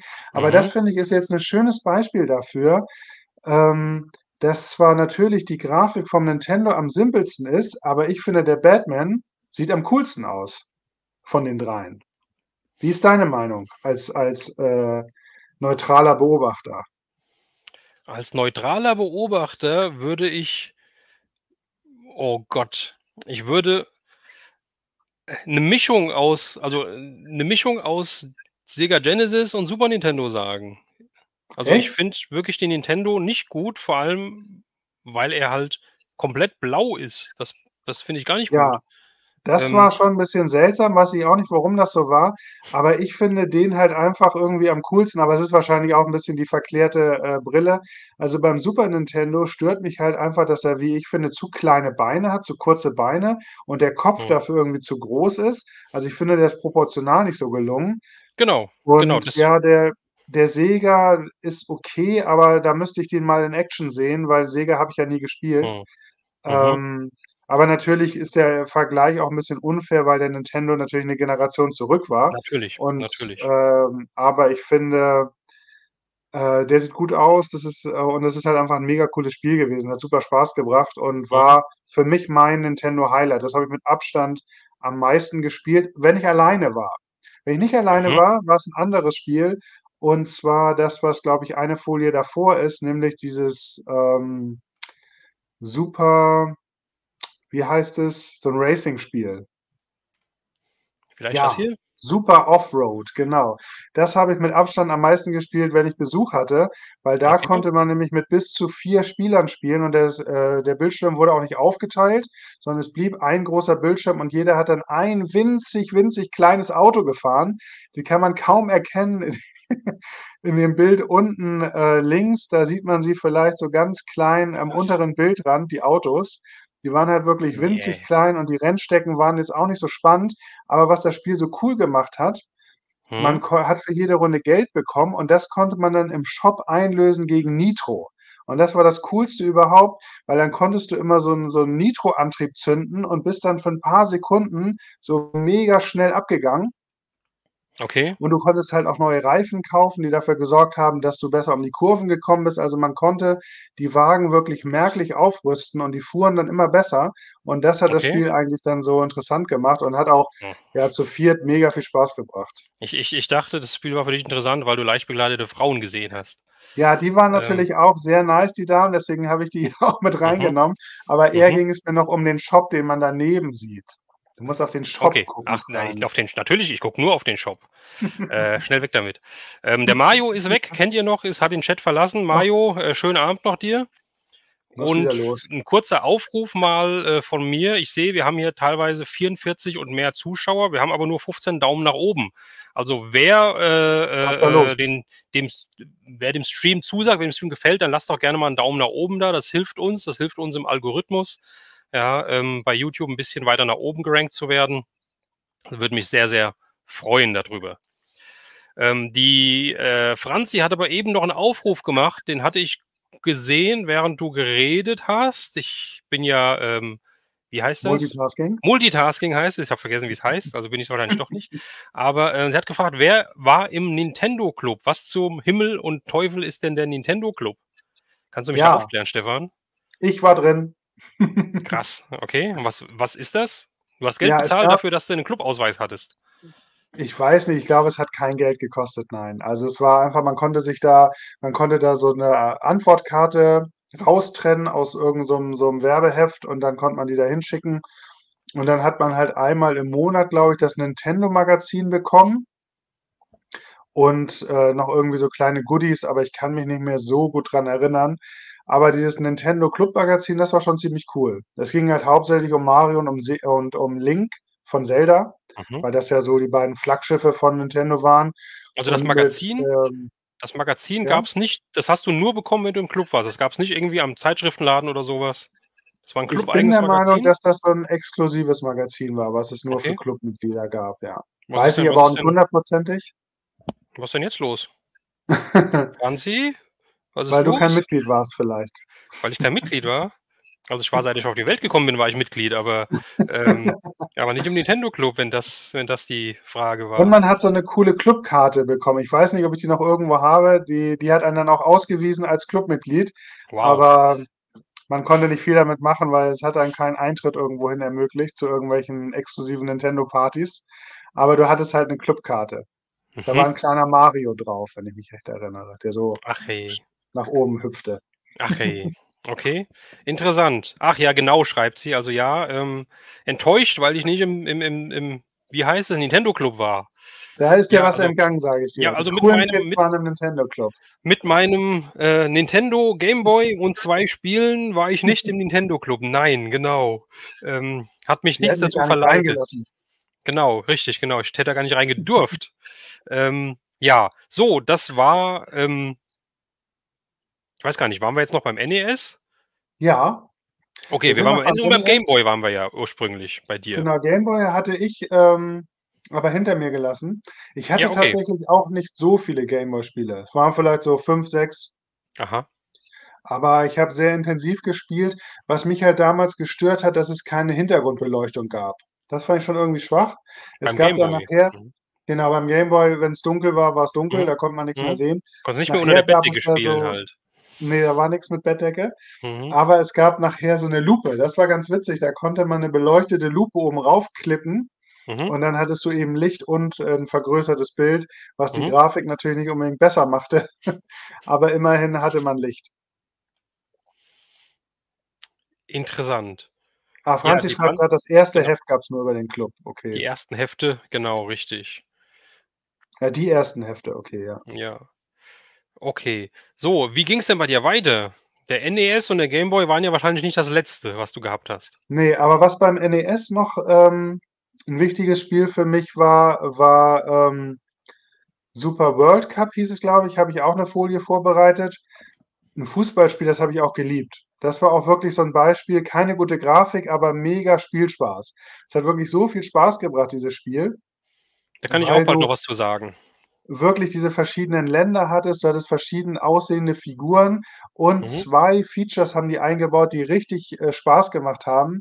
Zum einen konnte man sehr leicht einen Fallrückzieher machen und wenn man den gemacht hat und den Ball dabei getroffen hat, man sieht es an dem Kleinbild unten links, wenn man's denn erkennen kann, dann hat sich der Ball fing der an zu leuchten und verformte sich so 'n bisschen und ist dann schnurstracks ins Tor gesaust und der Keeper hatte eigentlich keine Chance mehr, den zu halten. Das Okay. war sehr, sehr cool. Kannst du das erkennen auf dem kleinen Bild, dass der Typ 'n Fallrückzieher macht? Ne, Der wenn 'ne du's 1 sagst, überm Kopf hat? kann ich's erahnen. Ja, man erahnt es nur, ne? Ja. Mhm. Auf jeden Fall, das war toll und was halt auch stark war, es gab Rasen, ganz klassisch, aber Mhm. es gab auch so 'ne Schotterpiste, auf der man spielen konnte. Wenn ich mich recht erinnere, sorgte die dafür, dass die Figuren und der Ball sehr schnell immer stehen und liegen geblieben sind. Und dann Ja. gab es das Gegenteil, nämlich das Spiel auf Eis. Das ist Mhm. der, 2. Screenshot, der ist nicht irgendwie verfärbt, sondern das war Mhm. Eis und da rutschten die Spieler und der Ball dann immer noch 'ne ganze Weile nach, auch wenn man nicht mehr gedrückt hat. Und das war einfach mega Das funny. kenne ich. Ich glaube, das haben sie auch bei vielen Spielen bei vielen Fußballspielen übernommen, weil genau das kenne ich, von Spielen, die ich hatte auf'm Ach. Amiga. Das war auf'm Amiga, glaube ich. Okay. Da habe ich auch 'n paar Screenshots, das zeige ich auch gleich. Das war auch so, dass du verschiedene Rasenflächen hattest. Du hattest 'n nassen Rasen, da bist du gerutscht wie Sau, wenn ich Oh, das so ja. sagen darf. Du hattest 'n Das war hier Eisrasen, auf du Eis, hattest, ja. auch so 'n braunen, ja, ja, also das war gab's alles, ja, richtig cool. So, okay, wie ging's dann weiter bei dir? Ja, Zelda ist bei mir nie angekommen. Jana Rucola schreibt grade Zelda, Ach das war ja. ja so 'n sagt dir das was, Zelda? Zelda sagt mir was, ja, Da gab's ja den aber Link, diesen kleinen Elf, der so 'n bisschen wie Legolas aussah Mhm, von mhm, Herr der Ringe. mhm. Und das war überhaupt nicht meins, denn ich mochte diese Spiele nicht mit dieser Grafik, wo man so schräg von oben raufschaute und die Männchen halt nur so winzig klein waren. Das fand Mhm. ich einfach grafisch nicht ansprechend. Okay. Und solche, Spiele, die so textbasiert waren, wo viel geredet wurde, das hat mich auch nicht so umgehauen. Also, ich mochte genau wie bei meinen Actionfiguren mochte ich auch immer Spiele mit Action. Und deswegen ist also, diese ganze Zelda-Geschichte ist komplett an mir vorbeigegangen. Was ich noch hatte für den Nintendo war Paper Boy, war aber auch 'n bisschen Mhm, langweilig. Man mhm, musste halt immer mhm. Zeitungen zu was Mhm. ganz witzig war, man konnte Scheiben einschmeißen und Hunde abwerfen und so. Aber halt das hat mich nicht so gecatcht und so 'n Flugsimulator hatte ich noch, der war ganz witzig. Da musste man dann durch so Ringe durchfliegen und hat da dann extra Punkte für bekommen. Okay. Und es gab auch man konnte auch, glaube ich, irgendwie so Fallschirmspringen oder so. Und wenn man dann, den Fallschirm nicht rechtzeitig gezogen hat, ist man auf'n Boden aufgeklatscht. Das war dann auch ganz witzig. Mhm. Aber das Mhm. waren so die Spiele, die ich am wenigsten gefeiert habe. Und dann war auch mit dem Nintendo wieder durch. Also, ich glaube, für 'n Nintendo hatte ich so 4, 5 Spiele vielleicht. Ich gucke noch mal Okay. auf meinen Spickzettel. Aber dann, ging das tatsächlich habe ich das ganze Set verkauft, habe ich ja erzählt. Kann ich noch erinnern. Ich habe alles so schön auf meinem Bett aufgebaut, k Anzeige in der Morgenpost und dann kam 'ne Dame und die guckt da einmal rauf und meint: „Ja, kannst du das einpacken?“ Und ich habe das extra alles so hingelegt, damit sie sehen kann, was da steht. Die hat das überhaupt nicht interessiert. Die hat nur gesagt: Ja. „Ja, kannst du's bitte einpacken?“ Und dann war Mhm. ich, glaube ich, um 80 Mark reicher und um Wow. viele schöne Spiele ärmer. Mhm. So ging das damals, ja. So ging das damals. Und wie ging's bei dir dann weiter? Ich bin eigentlich durch. Ich würde Ach, zu da den war's am Spielen Schluss. gehen. Ich würde zu den Spielen gleich übergehen, aber ich habe meinen C64 Amiga nach'm Amiga, würde ich 'n Cut machen, weil nach'm Amiga kam die Playstation bei mir. Mhm. Beziehungsweise auch, der erste PC, richtig. Ja, auch damals noch mit Disketten und dann nachher mit 'nem eingebauten CD-Laufwerk und so weiter. Aber ich würde sagen, wir konzentrieren uns hier in diesem Stream wirklich auf die klassischen Konsolen mit Cartridges, mit, Ja. Steckmodulen und so weiter. Alles, was ich sage jetzt mal, wie gesagt, ich hatte die PlayStation 1 oder wie sie jetzt heißt, PlayStation 1, ähm, hatte ich auch, aber da hatte ich auch sehr, sehr viele Spiele für. Aber die ist bei mir jetzt in meiner Sammlung auch komplett weg, weil ich einfach sage, Ist nicht alles, retro was genug, auf nicht vintage CD und genug? so weiter ist für mich zu digital, nenne ich es mal. Das ist nichts für die Sammlung. Ja, also alles, was mit Cartridges und so weiter zu tun hat, das kommt in die Sammlung oder bleibt oder möchte ich haben, Disketten und so, aber alles, was eine CD ist, hat bei mir keine Chance. Und deswegen habe ich auch die Entscheidung getroffen, halt zu sagen, PlayStation 1, nö. Ja. Das ist der aktuelle Also Stand. Vielleicht ändert sich das mal, aber nö. kann ich gut verstehen, weil bei mir ich hatte ja erzählt, dass der Nintendo keine bewusste Entscheidung war. Ich glaube, wie gesagt, den hat mein Vater auch mal gebraucht mitgebracht. Ich kann mich auch nicht erinnern, dass der 'ne originale Verpackung gehabt hätte. Mhm. Und, dann der Super Nintendo, den wollte ich dann eben bewusst haben als Nachfolger vom Nintendo, habe mir aber auch jetzt nicht genau, sehr schön, danke. Gerne. Habe mir aber auch nicht Gedanken gemacht, ob es da jetzt noch was anderes gäbe, weil da wäre ja der Sega Mega Drive eben Konkurrenzprodukt gewesen, was Mhm. grafisch 'n bisschen besser unterwegs war, aber auch teurer war, wenn ich mich recht erinnere Mhm. und war für mich jetzt nicht so 'ne Option. Erst danach beim Nintendo 64, da habe ich dann wirklich, lange überlegt, ob es nicht doch die PlayStation 1 sein sollte, aber mich hat dieses mit den CDs abgeschreckt. Ich fand das mit den CDs irgendwie blöd und diese langen Ladezeiten. Ich hatte halt bei 'm Kumpel, der hatte 'ne PlayStation 1, das fand ich furchtbar, dass das, immer so lange, geladen hat, das Ding. Erst mal am Anfang, dann zwischen den Mhm. Leveln und auch mal zwischendurch. Und das hatte man bei Nintendo überhaupt nicht, weil die haben ja weiter auf dieses, Cartridge-System gesetzt und da gab's ja praktisch keine Ladezeiten. Ich sage schon, du bist kein C64 und kein Amiga-Kind, sonst wärst du mit den Ladezeiten hättest du 0 Probleme gehabt. Ja, weil da Richtig, hast so du ist halt das. sehr, sehr lange teilweise beim C64 vor allem sehr, sehr lange gesessen. Da konntest du noch mal auf Toilette gehen, dann hast du dir noch mal 'n Tee gekocht, ja, und dann Ganz hast du dann immer entspannt. noch, da gesessen und hast, ähm, gewartet, bis das Spiel angefangen hat, ja. Ja, und für den So. Super Nintendo, da, als ich den bekommen habe, war ich wahrscheinlich so 14, schätze ich mal. Und Mhm. da war dann auch das Taschengeld 'n bisschen mehr und für den hatte ich dann auch mit Abstand am meisten Spiele. Ich, luge grad mal so zur Seite rüber. Mhm. Ich glaube, ich hatte bestimmt so zwischen 10 und 20 Spiele, was ja schon recht viel war, wenn man überlegt, dass ein Spiel ja gerne über 100 Mark gekostet hat damals. Die waren ja echt auch sehr teuer. Oh ja, oh ja. Das war schon extrem, ja. Ja. Also, was kosten die denn jetzt? Also, jetzt kam mal 'n Sprung in die Realität. Wenn du so für 'ne PlayStation 5 oder so 'n Spiel kaufst, die kosten doch auch 70 €, wenn sie rauskommen neu, oder? Ich habe keine Ahnung, aber ich glaube, ja. Meine ich. Meine, wenn einer hier auch aktuelle Spiele, spielt, ich tue es nicht Mhm. mehr, dann kann er ja mal reinschreiben, wieso die Preise aktuell sind, ob das einfach 'n 1:1 Umrechnung ist oder ob die noch genauso teuer sind, wie sie früher waren. Das interessiert mich hier grade wirklich, muss ich Ja. sagen. Und ja, genau, richtig. World of Nerds schreibt, genau, in die Cartridge Ja. reinpusten, wenn sie mal nicht War nicht gut. startet. Ne, War war nicht nicht gut, gut, sollte man nicht war nicht machen. gut. Ne. Ich habe es auch nie gemacht. Meine sind immer so gestartet. Ja, guck hier, da, Ja. 79 €. Mhm. Ja, wenn du das Das passt wieder ja ganz gut. ja, wollte ich grad sagen, das ist Weil wahrscheinlich Military Tension, schreibt grade 120 DM war der Standard. Das erinnere ich auch. Es Mhm. gab für 150, das waren dann die ganz neuen und exklusiven Sachen, aber es gab auch 'n bisschen günstiger. Ja, aber 120 als Standard passt, wobei halt das natürlich für uns damals ja viel mehr Geld war als heute 70 €, ne? Ich meine, Ja, ja, ja, ja, äh, ja. du hast halt damals eigentlich nur dein Taschengeld und Flohmärkte als Einnahmequellen gehabt. Ich habe noch Zeitungen ausgetragen, aber das hat natürlich gedauert, bis man da so 'n Spiel dann zusammen hatte und dafür hatte ich echt viele Spiele, aber ich habe mir halt auch immer welche gewünscht. Oh, ja, genau, so Der Christian hat's mir grad per Messenger geschickt. Das war die witzig. Clubkarte? Ja, wobei ich der Meinung bin, dass dieser untere Teil, der war grün und da stand der Name drin. Ich weiß nicht, was da bei dir Da steht. steht drin: „Wichtig für Clubmitglieder und ihre Eltern. Ab dem 3. Mai 1993 gibt es einige wichtige Veränderungen beim Club Nintendo Konsumentenservice.“ Oh, Und okay. was auch immer, steht nicht drin. Ja, Also, und was vielen Dank, da Christian.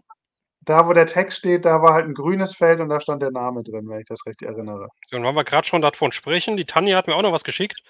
Hier noch mal Quirk Ach, vom das Game ist Boy. Quirk. Das ist Quirk. Okay. Also, wenn einer Quirk hat, lasst es mich wissen, wenn er es abgeben möchte für die Tanja. Der sieht aus wie dieser Wirkt. 7-Up, wie diese 7-Up-Figur. So ähnlich, ja, tatsächlich. Tatsächlich. Wahnsinn. Ja, so. Wie viele Spiele hast du für den Nintendo NES, also den Super Nintendo gehabt? Also wie gesagt, so zwischen 10 und 20, vielleicht 15 Krass. Aber hatte alle ich da neu schon. gekauft damals wirklich, ja? Also nicht irgendwie mal getauscht mit 'm Kumpel oder sowas? Ne, das war ja mein größter Fehler, dass ich dann halt eben Spiele gegen Videokassetten getauscht habe. Aber Spiele gegen Spiele oder so habe ich nie getauscht. Wie gesagt, in meinem Freundeskreis hatten zu der Zeit nicht viele so überhaupt solche Daddelkisten, wie das damals bei Mhm. uns abwertend Mhm. hieß. Und ich habe mir die wirklich alle gekauft. Ähm, ich habe hier 1, 2, 3, 4, 5, 6, 7, 8, 9, 10, 11, 12, also 13, an die ich mich spontan erinnern konnte. Okay. Aber es werden sicherlich auch noch 'n paar mehr gewesen sein, zum Beispiel dieses FX Racer, was ja auch schon im Chat erwähnt wurde, das habe ich Mhm. gar nicht mit aufgeschrieben, das hatte ich aber auch. Ähm, und so, ja, das waren wirklich 'ne ganze Menge, aber irgendwann ließ dann das Interesse eben nach und dann kam leider aus heutiger Sicht mehr so mein Filminteresse nach oben. Mhm. Und, du weißt es ja auch, Videokassetten waren ja auch richtig teuer. Wir hatten das ja grade Natürlich. noch mit den Super 8, die ja noch teurer waren. Und da habe ich dann ein Spiel eingetauscht und habe dafür 2 bis maximal 3 Videokassetten bekommen und Mhm. damals war das eigentlich 'n fairer Tausch. Mhm. Mhm. Ja, denke ich Aber mir. aus heutiger Sicht ist das natürlich 'n furchtbarer Tausch gewesen. Wenn man das wüsste, ja, wenn man das Ja. gewusst hätte. Also echt Wahnsinn. Und ich habe auch eben Mhm. schon wieder hier Spiele gesehen und deswegen hatte ich gesagt, das sind wahrscheinlich so viele Spiele, die mir überhaupt nicht eingefallen sind, die ich mir gar nicht notiert habe, die meine Lieblingsspiele waren damals. Turrican wurde genannt. Ja, das war so 'n Jump'n'Run-Spiel mehr oder weniger, mit so 'ner geilen Musik, mit so 'ner geilen, ja, doch Grafik halt auch, ja, auf'm Amiga. Das war Wahnsinn. Ähm, It Waits TV, geht auch raus. Schönen Abend noch dir. Schön, dass du dabei warst. Genau. Und ja, Wing Commander 3 fällt mir grade so, weil ich hier grade Wing Commander 1 lese. Wing Commander 3, das war, mit so echten Filmsequenzen, wo Mark Hamill mitgespielt hat und so weiter.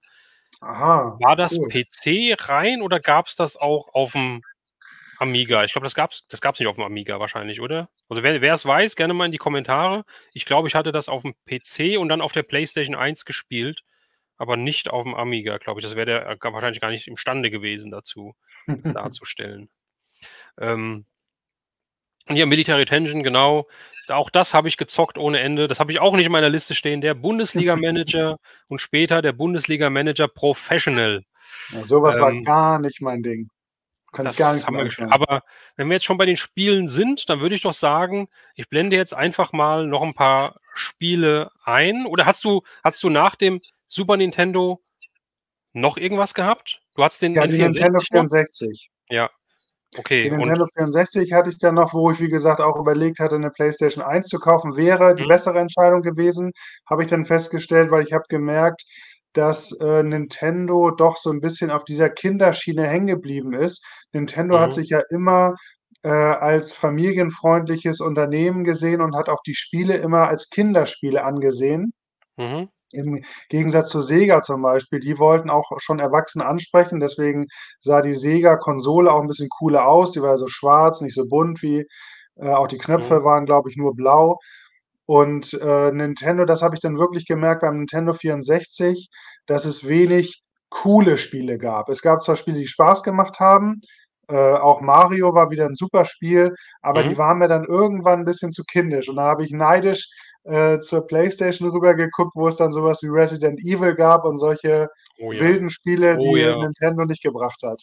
Das war ja wirklich, also, Ich da glaube, das Brutalste bei Nintendo war tatsächlich noch Doom, was es, sowohl für den Super Nintendo ach, als auch das für den Nintendo gab's. 64 gab. Habe Ach, ich auch nachher okay. noch 'n paar Bilder zu, aber sonst, war das ja doch alles sehr child friendly bei Ja, ich Nintendo. wollte sagen hier, der René schreibt's grade, Star Fox. Das kenne ich sogar noch. Star Fox Adventures oder irgendwie sowas. Vom Bild her kenne ich das. Mhm. Das Das waren gab's ja aber einfach auch nur so auf dem SNES gab's das, glaube ich, auch. das waren ja, glaube ich, einfach nur so Polygone, ne, die man so zusammengefügt hatte, dass sie 'n bisschen so wie 'n Raumschiff aussahen, so Dreiecke und Vierecke, die dann da durchs Bild Boah, geflogen sind. keine Ahnung, aber Ich glaube, das heute kann sagt man mir sich auf das jeden nicht mehr Fall. gut angucken. Ne, ich glaube auch nicht. Apropos nicht mehr gut angucken, ich blende jetzt noch mal Bilder ein, zum einen vom Atari, da noch mal mit dem Artwork und dann mit dem tatsächlichen Spiel. Und zwar sind das jetzt so 'n paar Spiele, die wir tatsächlich damals hatten, die ich auch jetzt noch oder wieder habe, teilweise auch in OVP. Und dann haben wir hier einmal Centipede. Ja, guck dir mal das geile Artwork an mit diesem kleinen Kerl. Also, ich meine, das sieht man wahrscheinlich nicht so gut. Der kleine Kerl mit den spitzen Ohren, der da diesen Tausendfüßler drauf schießt und diese Spinne, die auf dem Tausendfüßler rumkrabbelt und so. So Mhm. geil. Und dann hast du das Spiel, das Gameplay in der Mitte, wo du unten dieser kleine Klotz bist und einfach nach oben schießt an dieses zusammenhängende Ding, was da immer so eine Bahn weiter runterkommt. Und wenn du's triffst, dann wird das zu diesen festen Klötzen, die da in dem Weg sind, mehr oder weniger. Und, die kannst du dann auch wieder abschießen zwar, ja, aber, das war das Spiel dann. Also, man kann sagen, Extrem. man brauchte ganz dringend die, Grafik von der Verpackung, damit man überhaupt weiß, was da los ist. Ja, ja, ja. Aber Weil sonst hast du ja trotzdem muss ich keine Idee, sagen was da passiert. trotzdem war's genial. Also, es war, wenn ich an diese Zeit zurückdenke, wie schön das war, ja, so vor dem Fernseher zu sitzen und diese Spiele da zu spielen, ja, das war einfach Wahnsinn. Ich blättere jetzt einfach mal durch, weil genau Military Tension schreibt grade nämlich dann hier Galaxian für Atari 2600 und Demon Attack. Demon Attack hatte ich auch vorbereitet, das seht ihr jetzt hier. Galaxian habe ich leider jetzt nicht auf meiner Liste, auch wieder 'n Spiel, was ich vergessen habe. Und auch hier siehst du bei Demon Attack von dem Hersteller oder von dem Label Imagic, da siehst du diese Aber da Drachen. erkennt man zumindest, dass es irgendwie so was wie Raumschiffe sind, oder? Ja, ja, das sind irgendwie so Drachen, links jetzt auf dem Cover, die Flügel haben und an den Flügeln Ne? so Raketen dran sind. Ah, Ähm, wild, ja, stimmt. ja, und dann hast du unten auch nur dieses kleine Teil, was du bist, was nach oben schießen kann und dann kommen diese Flugdinger und da haben sich, glaube ich, sogar die Flügel bewegt so 'n bisschen. Ähm, auch immer weiter nach unten angeflogen und du musst sie halt abschießen. Das ist halt echt extrem. Ja, dann geht's weiter. Eins meiner Lieblingsspiele damals, Planet Patrol. Das war cool. Mhm. Das Bild sieht halt saucool aus. Die Grafik rechts ist dann war okay, finde ich. Du bist dieses weiße Raumschiff, was nach Mhm. links weg, fliegt. Die Gegner Man fliegen von erkennt links nach zumindest, was es rechts. ist. Ja. Genau. Und, die kommen dir entgegen, die schießen halt. Diese blauen Dinger sind die Raketen von denen, die musst du ausweichen, die Flugzeuge musst du abschießen. Das war ziemlich cool. Ähm, dann, das hatten wir eben schon, Empire Strikes Back, genial. Dann haben wir hier Dragonfire, das habe ich auch. Und da habe ich noch mal als Beispiel noch mal ganz links die 2 Module, reingepackt, weil da gab's dann auch quasi verschiedene Mhm. Auflagen. Einmal halt nur mit dem Schriftzug, mit ganz Mhm. viel Text unten drunter und einmal halt mit dem Bild, was auch auf dem Cover, was in der Mitte ist, drauf war. Wieso? Ich habe keine Ahnung. Und, das ist das, was ich gesagt habe. Diese Spiele haben halt einfach einen Handlungsstrang gehabt. Der obere Screenshot, da bist du von dem einen Turm musstest du über die Brücke zum anderen laufen und musstest da kamen dann so Feuerbälle geschossen aus dem anderen Turm, da musst du dich ducken oder springen, bis du in dem Aber das anderen sieht ja Turm schon drin richtig warst. aufwendig aus, Ja, und grafisch. dann, wenn du in dem Turm drin warst, bist du dann auf den zweiten Screen unten gesprungen, da warst du dann in der Ah, Drachenhöhle und musstest diese Sachen einsammeln und dann ganz schnell wieder weg und der Drache hat halt Feuer nach oben geschossen. Und mit der jeder Drache, Runde, ist die das du halt das hm? grüne Ding da unten? Genau, richtig. Das erkennt man doch. Ja, mit 'n bisschen Ja, Fantasie erkennt man das. ja. Und, das ist das halt und wenn du dann da durch warst, ging's wieder von vorne los, dann musstest du wieder halt von dem einen Turm zum anderen laufen und immer 'n bisschen schneller. Das war dann Mhm. die Drachenfeuer kamen dann immer 'n bisschen schneller et cetera. Dann haben Mhm. wir hier 'n Spiel, wo wir uns Blasen geholt haben und, wo wir den einen oder anderen Joystick, glaube ich, auch in den Joystick-Himmel geschickt haben.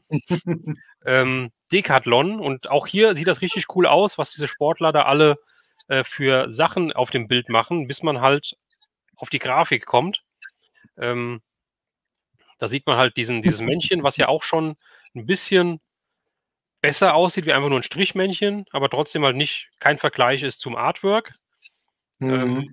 Auch wieder. Aber stimmt, die Grafik macht schon, also das Männchen sieht schon gut aus, Ja, mehrfarbig. Man sieht, er hat eine kurze Hose an und grünes Trikot. Also man sieht den Fortschritt. genau, richtig. Und das ist von 83, glaube ich, oder so. 83, ja. Aber die Kassetten scheinen alle Ach, das Problem zu haben, dass der Kleber da vi so durchsuppt, ne? viele. Nicht Und alle, ja, nicht alle. Wie gesagt, aber hier zum viele. Beispiel, wenn ich das jetzt hier das Atari noch mal reinhalte, das ET noch mal reinhalte, das ist einwandfrei, da Mhm. ist nix. Ähm, Stimmt. einige, wie gesagt, haben halt dieses Kleberproblem. Jetzt war ich eben schon Mhm. einen Screenshot weiter, weil mit Atari habe ich jetzt abgeschlossen. Wie gesagt, es gibt noch unzählige Spiele, die ich jetzt vergessen habe. Mhm. Aber wenn wir jetzt auf das nächste Ding kommen, auf den Commodore C64, da hat es halt richtig mit Text-Adventures und so weiter angefangen. Ja, Und furchtbar, so gut. Und was mir als furchtbar. eingefallen ist, wie gesagt, Langweilig. auch da fehlen mir ganz viele Spiele, aber was mir eingefallen ist, ist sofort Murder on the Mississippi. Das war ein Spiel, das war so genial. Da warst du halt dieser Inspektor und hast diesen kleinen, tapsigen, dickeren hinter dir gehabt, der immer mit dir gelaufen Der ist. sieht Und da cool musstest aus. du, ja, da musstest du einen Mord aufklären auf einem Mississippi-Raddampfer. Das war genial. Da musstest du die Leute befragen. Dann Das ist musstest doch du, so 'n das, Buch, ne? Mord auf dem Mississippi, du oder? meinst Mord Gibt's da auf dem nicht so 'n Nil? Roman? Dings auf dem Nil? Ja, stimmt. Das war Agatha Agatha Christie? Christie, war das, ja. Ja, war Ähm, vielleicht davon inspiriert. das kann sein. Ist gerade dabei. Nee, das ist kein Atari-Spiel, das ist ein Commodore C64-Spiel hier, Murder on the Mississippi. Ja, das ist mir eingefallen sofort, wie ich an C64 gedacht habe, weil wir da Stunden um Stunden gespielt haben. Ihr seht auch auf den Screenshots, wenn man das erkennen kann, der obere ist auf Englisch, der untere ist auf Deutsch. Die habe ich aus dem Internet. Ich glaube, mich zu erinnern, dass wir nur das Englische hatten. Und das könnte auch daran liegen, wieso ich das Spiel damals nie gelöst habe. Also ich wusste nie, wer der Mörder ist. Ähm, dann gehen wir mal weiter. Dann, weil du gesagt hast, Ballerspiele hast du nie gespielt, ich schon. Ach komm, Blue das ist doch kein Max. Ballerspiel. Also ja, gut, okay. Also die ganz harten habe ich hier weggelassen. Blue Max, Doppeldecker, von der Startbahn starten und alles platt machen, Bomben abwerfen auf alles, was da unten rum Ui, ui, ui. ähm, kreucht und fleucht, nenne ich es mal. Ja, auch Stunden damit verbracht. Dann haben wir hier auch wieder ein Text-Adventure in Anführungsstrichen. Das sieht ja schon Ähm, sehr martialisch aus. ich überlege gerade, ob das nicht Amiga schon war, was ich da hatte. Ja, Lost ich würde Petrol. sagen, das sieht ja schon sehr modern aus. Ja, das war halt Vietnam. Du bist eine GI-Einheit in Vietnam abgeschossen oder gelandet, was auch immer, und du musst dich halt durchschlagen. Du bist der Anführer, du musst den Leuten Nahrung geben, du musst Pausen einlegen. Du wirst dann Aber halt, wenn das 'n Text-Adventure ist, dann heißt es war jetzt nicht kein brutales Spiel. Man hat da nicht, irgendwelche nee, Vietcongs abgeschossen. du hast dann so Spiele, ähm, so Zwischensequenzen, wo du dann halt also Ambush, also wo du da unter so Attacke warst von den Vietcong. Da Mhm. musstest du dann halt auch dann, ja, schießen et cetera und sowas. Ach schon, Ähm, okay. auch das habe ich damals nie durchgespielt bekommen. Meine Einheit hat entweder immer gemeutert oder ist umgekommen. Oh Mann. Ähm, das ist wieder C64. Ähm, Kaiser. Das habe ich mit reingenommen, das Spiel, weil ich das mit meiner Mutter immer gespielt habe. Das Und wäre aber ja zwar, schon grafisch wieder 'n großer Schritt zurück, oder? ja, genau, das war wirklich ein Spiel, wo du ähm, dein Land und deine Leute quasi ähm, wie soll ich sagen, beschützen musstest und musstest dein Land aufbauen. Du musstest Kirchen bauen, du musstest immer genug Ernte haben, du musstest die Leute halt ernähren et cetera. Und du konntest dann auch immer gegeneinander Krieg führen. Mhm. Also das habe ich mit meiner Mutter gespielt, das ist so aus nostalgischen Werten habe ich das mit beigepackt. Defender of the Crown habe ich mit reingepackt. Ich glaube, Oh, das ist schick. auch eher Amiga-Grafik wieder, Mhm. wo du halt, ja, Schlösser oder Burgen halt belagerst und dann halt einreißen kannst, wo du diese Turniere reitest mit der Lanze und so weiter. Ist extrem. Und ich sehe gerade im Chat, ich beobachte so nebenbei ein bisschen den Chat, der Daniel Falk schreibt gerade C64 Bruce Lee. Danke. Ich habe es nicht mehr auf dem Schirm gehabt. Was ein geiles Spiel gewesen. Auch da habe ich leider keinen Screenshot, aber Bruce Lee war Bruce so ein Lee, geiles okay. Spiel, wo du so ein, auch heute nicht mehr denkbar, du warst so ein kleines Männchen, schwarze Hose, der Oberkörper war aber gelb, das Gesicht auch. Ich glaube, das ist heute auch nicht mehr so rechtens gewesen. Ui, ui, ui. Und du hast Ne, dann das gegen ist so nicht ein okay. Sumo, so ein Sumo auch gekämpft und so gegen Ninja und sowas. Der Sumo war dann grün. Ähm, also Das ist okay. das ist okay, ja, genau. War echt, echt cool. Auch hier nochmal einfach ein Golfspiel. Ich habe als Kind schon Golf gespielt, nicht erst, wenn ich in Rente gehe, sondern ich habe als Kind schon Golf gespielt, auch da wieder mit meiner Mutter. Wir haben Stunden Furchtbar und langweilig. Stunden Leaderboard Golf gespielt und das hat echt Spaß gemacht. Jetzt sag nicht, du hast auch noch Angeln gespielt. Angeln Dann bin habe ich ich aber nicht raus. gespielt. Ich habe aber Kanoid gespielt. Auch wieder mit meiner Mutter. Ich komme nicht drauf. Es gibt so ähnliche Spiele, Muss man wo du diese bunten Dinger da oben wegschießen? genau, du bist unten Ja, dieses ne? Teil, was du so nach rechts und links schieben kannst und du hast so eine Kugel, die knallt immer oben gegen, kommt wieder Ja. runter und du musst halt wieder da nach oben schießen. Also du darfst halt nicht sie durchfallen lassen, sage ich mal. Genau, das gab's ja für viele Systeme. Es gab's auch für Genau. Nintendo zum Beispiel. Da war das untere 'n Raumschiff, wo dann Mario drin saß. Da haben sie den Mario wieder mit reingenommen. Aber das hat auch wirklich viel Spaß gebracht. Ich muss sagen, auf'm unteren Bild sieht das 'n bisschen aus, als wenn Hitler da in der Mitte wäre. Das hast du jetzt nicht gesagt. Nein, ist er natürlich nicht. Äh, Weiß ich nein, nicht. Ich glaube, das ich ist er ich doch. ich hoffe, es ist er nicht. Wir blättern mal weiter. So, ähm, dann habe ich exemplarisch einfach mal eins von den Games mit reingenommen. California Ah, Games, Summer Games, Winter Games, haben wir alles gehabt und ich habe, weil Sommer und Winter Games eigentlich das Standard war, habe ich mal California Games mit reingenommen. Und das waren so Spiele mit verschiedenen Disziplinen. Ja, und das mhm. waren halt ein bisschen andere Disziplinen, wie man es halt typisch von Summer Games kennt. Da ist man halt 100 Meter gelaufen, erstmal Hürden gelaufen, da hat man Stabhochsprung gemacht, etc. Und hier ist es so, hier hat man halt mit dem Fahrrad Mountainbiking gemacht. Hier hast du unten Rollschuhlaufen gemacht am Pier, wo du über Bananenschalen springen musstest, etc. und sowas. Also richtig, Das richtig ist cool. was ist 'n das für 'ne komische Disziplin? Ja, ich sage ja, ganz, ganz komisch. So, jetzt kommen wir zum Fußball. Kick-Off Oh, 2 Amiga 500. Das war mein Fußballspiel schlechthin. Das haben wir gesuchtet ohne Ende und es war, wie gesagt, Amiga. Das heißt, du hast oben links die Männchen gehabt, du hast von oben drauf geguckt. Ähm, okay. Ich muss Es sagen, war das sieht nicht richtig so spaßig aus wie mein Nintendo-Fußball. nein, aber warte mal ab. Aber du konntest halt hier unten links der Screenshot, du konntest deine Menschen du konntest deine Leute auswechseln, du konntest die Formationen eingeben, in welchem Spielsystem sie spielen et cetera und Okay. so. Also richtig, richtig cool. Das hatte also noch Ähm, so 'n paar strategische Elemente mit drin. genau. Dann haben wir hier Sensible Soccer. Das war dann das nächste auf'm Amiga. Das war dann die Steigerung. Oh, ja, Total da sieht die geil. Grafik auch schon 'n bisschen, interessanter Grafik aus. besser. Du konntest ja die Namen auch verändern. Du konntest ja auch die Leute halt positionieren et cetera und so. Und ich muss jetzt grad noch mal jemanden einblenden hier nebenbei, und zwar William Military Tension, der schreibt „To be on top". Auch das war 'n mega geiles Spiel. Ich meine C64, da hast du Musik gemacht.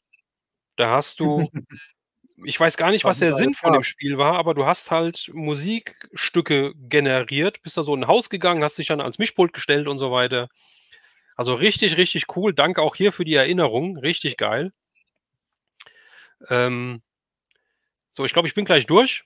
Genau, jetzt kommen wir noch mal zu ich habe es doch eben schon gelesen, irgendjemand hat gesagt gehabt, dass es halt erst so richtig losging mit richtig belebend, genau, Daniel Falk war's. Richtig belebend waren die Adventures von LucasArts. Und ich habe 'n eigenen Mhm. kleinen Abschnitt mit LucasArts hier drin stehen. Und als Referenzspiel Monkey Island habe ich reingeschrieben. Ja, das ist ja wohl eins der beliebtesten PC-Spiele überhaupt gewesen, ne? PC und auch schon auf'm Amiga. Ich habe es auf'm Amiga Ja. gehabt. Aber sowas ist an mir dann komplett vorbeigegangen, leider. Oh Mann. Ja, ich sage, das ist das Ge Spiel schlechthin, wo wir genau wie dieses, Day of the Tentacle, ne? Das soll ja auch so toll sein. genau, das war Manic Mansion Teil 2. Ja, was habe ich noch? Genau, und das habe ich auch auf'm Amiga gesuchtet ohne Ende. Indiana Jones und der letzte Kreuzzug, habe ich auch original gehabt, das Spiel. Beziehungsweise habe ich sogar noch. Ich müsste mal meinen Amiga wieder rauskramen und müsste mal Schönes wieder alles anschließen. schöne Grafik, ne, ungewöhnlich. Ja, ich hätte jetzt gedacht, dass sie da wahrscheinlich die Videokassettengrafik genommen haben, aber nein, 'n ganz eigenes Bild. Sieht Ja, sehr cool aus. richtig, richtig klasse, also richtig toll. Dann kommen wir wieder zu etwas anderem. Wings of Fury, wer es kennt, du startest auf'm Flugzeugträger und, ja, bist ein Bomber, der dann über so 'n Eiland fliegt und wenn du weiter du kannst von oben halt Bomben abwerfen und wenn du weiter runter fliegst, ist der zweite Screenshot von unten, dann hast du halt die Flaks, Ah, ähm, okay. und wenn du die triffst, dann laufen da ganz viele kleine jetzt alle mal weghören, Japaner raus und, die laufen dann zum nächsten Teil und, dann, kannst du sie auch abschießen und dann gibt's kleines Geschrei und so weiter. Ui, ui, ui. Oh, ich habe grad 'n Kommentar gelesen, dann mache ich's ganz schnell weg. Ähm, Was ist äh, verboten oder? ja, genau, anscheinend immer noch, ja. Ui, ui, ui. Ähm, ja, das war das. Das waren die Spiele und wie gesagt, noch ganz, ganz viele mehr, die ich jetzt gar nicht aufzählen kann, die ihr mir Mhm. aber jetzt hier auch schon wieder in Erinnerung gerufen habt teilweise. Ja, Hast du dieses, Leisure Suit Larry nicht gespielt? doch, habe ich. Habe Ah, ich. okay, weil das wurde ja auch grad noch mal Da erwähnt. gab's ja auch, keine Ahnung, 6, 7, 8, keine Ahnung, wie viele Teile von. Ich weiß nicht, wie viele es auf der Konsole oder auf'm Amiga gab, bis sie halt auf'm PC rausgekommen sind. Ähm, oh, oh, oh, oh, oh, bevor wir weitermachen, Flowrider schreibt: „Kennt ihr auch noch Test Drive?“ War auf Atari. Ne, Test Drive, meine ich, habe ich auf'm C64 gespielt. Sagt Test mir Drive gar war 'n nix. Autofahrsimulator, wo du halt einfach so wie Gran Turismo so auf die Art, sage ich jetzt Mhm. einfach mal, ähm, gesuchtet, auch stundenlang gespielt und komplett in Vergessenheit geraten. Vielen Dank für die Erinnerung hier, richtig klasse. Also, du hast auch Ähm, schon ganz schön viele Spiele gespielt, merke ich grade. ja, und mir fallen immer noch neue ein, ja. Ähm, Aber kann das sein, dass du die auch so 'n bisschen vergessen hast, weil du sie eben nicht gekauft hast? Was meinst du damit nicht gekauft? Ja, also wir haben sehr viele Spiele gehabt, ja, Also, aber dass man dir vielleicht nur Sicherheitskopien zur Verfügung gestellt hat? genau, richtig, das ist auch schon mal passiert, ja, damit es Weil kann ja sein, dass, wie das gesagt, mal 'ne Diskette kaputt ist. Was machst 'n dann? Du brauchst ja 'ne ja, Sicherheitskopie. natürlich. Weil da kann ich mich nämlich erinnern, die Jungs in den späteren, Klassen, die dann doch mal so Spielecomputer auch hatten oder Computer hatten, mit denen sie spielen konnten, da hatte keiner irgend 'n Originalspiel. Mhm. Und da war dann die Wertschätzung halt auch nicht so da, ne? Wenn ich natürlich, 100 bis 150 Mark für so 'n Spiel hingelegt habe, dann ist das auch, glaube ich, mehr im Gedächtnis geblieben, weil das ja wirklich 'ne große Investition war. Und ich glaube, vielleicht, habe ich deswegen auch noch mehr Spiele im Kopf. Ja, genau, genau, Alex, so sieht das Ach, wo aus. wo wir grade bei mehr Spiele waren, was ich ja sehr spannend fand, World of Nerd hatte geschrieben, dass es tatsächlich Resident Evil 2 für, Nintendo gab, also Nintendo 64. Kann ich gar nicht erinnern. Krass. Gut, da bin ich, wie gesagt, Nintendo bin ich sowieso raus, Hätte wüsste ich ich auch nicht. gewettet, dass es das nicht gab. Ich dachte, das war, Sony PlayStation exklusiv Okay, aber damals. nur das zweite dann, nicht das erste, sondern nur das zweite. Auch Komisch. seltsam, ne? Aber vielleicht dann wie bei Street Fighter.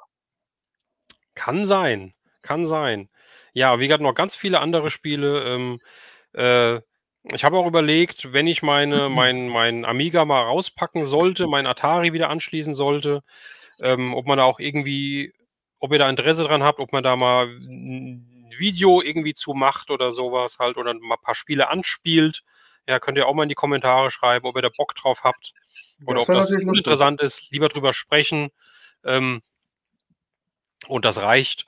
Ja, also wie gesagt, anschließen werde ich sowieso. Ähm, wenn ich dann die Kamera mitlaufen lasse, ist ja wahrscheinlich auch nicht macht dann auch nichts mehr, sagen wir mal so. Und zeige ich dann auch gerne auf meinem Kanal. Oh, Resident So, Evil 2 soll sogar uncut gewesen sein auf dem Nintendo 64.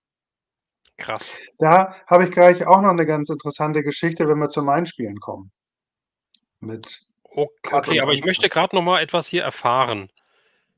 Oh ja, also Military Tension ist ja wirklich der Pro hier unter uns, muss ich sagen.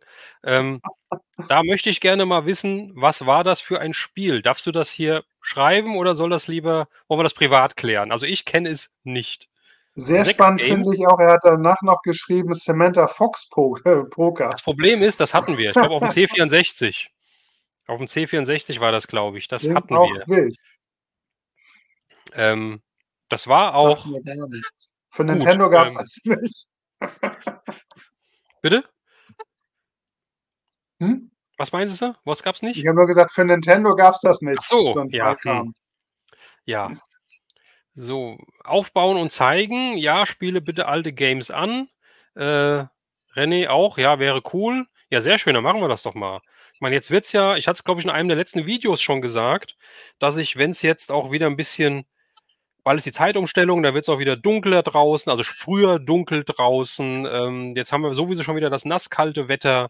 Ähm, Wenn es dann wirklich wieder kalt ist und so weiter, dann würde ich zum einen endlich mal das Projekt Super 8 Projektor und Betrachter und so weiter angehen. Da möchte ich auch gerne 'n Video drüber machen, wie ich die Dinger versuche instand zu Ja, setzen und auch die das Filme finde zu ich auch spannend. zeigen. Das ist das eine.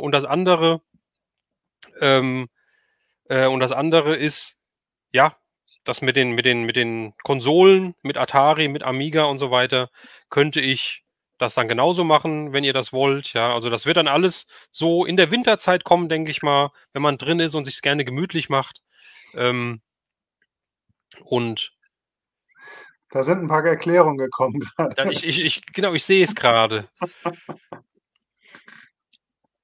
So, also einmal haben wir hier du musst immer nur den Joystick von links nach rechts machen, um die rein und raus zu be äh, okay, lassen wir das mal so stehen. Okay, also Ja, ich also kenne läuft. es wirklich nicht. Ähm, und hier, ja, die ersten digitalisierten Bilder, aufm C64, Samantha Fox kam nicht so schlecht rüber. Das denke ich auch. Also, dass die Bilder waren echt, also für damalige Verhältnisse, ähm also ich als kleiner Stöpsel habe es gut gefunden, sagen wir mal so. Äh, und hier World of Nerd schreibt hier noch mal: „Wäre zum Zocken nicht Twitch dann besser?“ Ich habe ehrlich gesagt keine Ahnung über Twitch. Ich weiß nur, dass da sehr viel, ja, Zocker sind, denen man zuguckt.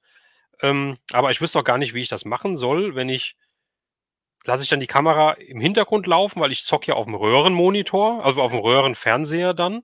Äh, Das heißt, ich nehme das ja nicht auf. Also, ich nehme ja dieses Zocken nicht auf, sondern ich habe dann hinter mir die Kamera, die halt auf den Fernseher guckt. Ähm, Ich weiß gar nicht, wie ich das einstellen soll. Also, Ich wüsste Twitch, auch wie nicht, was gesagt, da 'n Vorteil wäre. ist 'n Buch mit 7 Siegeln für mich. Da habe ich mich nie mit befasst. Ja, Ähm, ich auch wenig. so, hatten wir hier noch was? Hier vielleicht noch mal, bevor wir bei dir jetzt weitermachen, was haltet ihr von dem Mini Amiga? Es gab ja den Mini NES, den Mini Mhm. SNES, den Mini C64 und den Mini Amiga 500. Ich muss sagen, ich habe, mir den Mini NES auch als Nicht-Nintendo, ich merke grade, ich habe doch mehr Nintendo. Ich habe den Mini NES habe ich mir vor 'n paar Jahren geholt und den Mini SNES auch. Einfach nur, weil ich's halt cool fand. Nicht, weil ich damit Berührungspunkte von damals hatte ich ja nicht, ja, aber ich fand's cool, dann einfach mal 'n paar Spiele Ja, davon spielen zu können. sieht Ähm, auch witzig aus. Sieht witzig aus, ja, war ja mal 'n richtiger Hype, 'n richtiger Run. Die Dinger sind ja dann vom Preis sich auch in die Höhe geschossen, Ja, wie das halt die war ganz 5er waren. spannend. Die sind erst total im Keller gegangen vom Preis. Mhm, Ich weiß, mhm, da hast du das irgendwie so für 20 € bekommen und dann, als sie vom Markt waren, sind die nach oben explodiert. Das war wieder so 'n Beispiel, dass viele es zu spät mitbekommen haben und dann genau, gab's sie schon wieder nicht mehr. genau. Aber das haben ja viele Hardcore-Nintendo-Fans auch arg bemängelt, dass da doch vieles geändert wurde. Okay. Die Musik war nicht gleich und, ich glaube auch, dass das Gameplay war irgendwie 'n bisschen schlechter. Ich habe es nie gespielt, aber ich habe auf jeden Fall gehört, dass es nicht, also, wenn man die alten Spiele wieder erleben wollte, dass das Spielerlebnis nicht so toll war.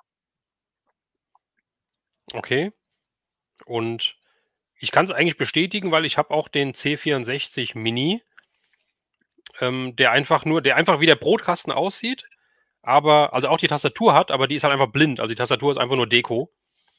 Mhm. Also du kannst da nix eingeben und ja, da sind 'n paar Spiele drauf, die ich damals auch gespielt habe, aber das Spielvergnügen ist nicht da. Also da brauche ich wirklich die Originalkonsole. Ja.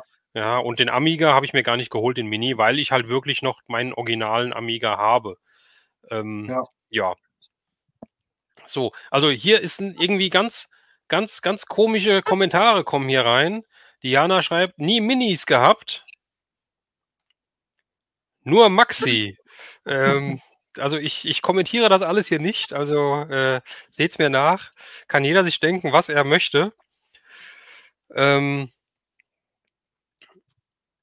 Ja, Rainbow Island noch, Military Tension, genau. Also, es gibt so massig von Spiele, aber ich möchte jetzt noch mal gucken, was der Stefan alles vorbereitet hat, weil der Stefan hat mir seine Spiele in 'nem ja, in 'ner Präsentation geschickt. Ich habe es ja auch hier hochgeladen. Ich habe ja schon eben 'n paar gezeigt, aber ich habe es noch nicht durchgeblättert. Das heißt, ich weiß selbst nicht, was da alles drin ist. Und ich würde sagen, ich übergebe jetzt das Wort größtenteils größtenteils, dem Stefan, dass du 'n bisschen was dazu sagst und sag auch gerne, wenn ich dann weiterklicken soll. Genau, also wir Ich müssen ja habe jetzt jetzt praktisch, beim Super Nintendo anfangen, weil die Nintendo-Spiele hatten wir jetzt durch. Genau, ich gehe jetzt einfach mit dem, was ich in der Vorschau sehe, mit dem nächsten Bild los, was wir noch nicht gezeigt haben. Mhm. Und das wäre das hier. Genau. Und das war dann der Start, in den Super Nintendo rein. Da musste natürlich Mario wieder dabei sein.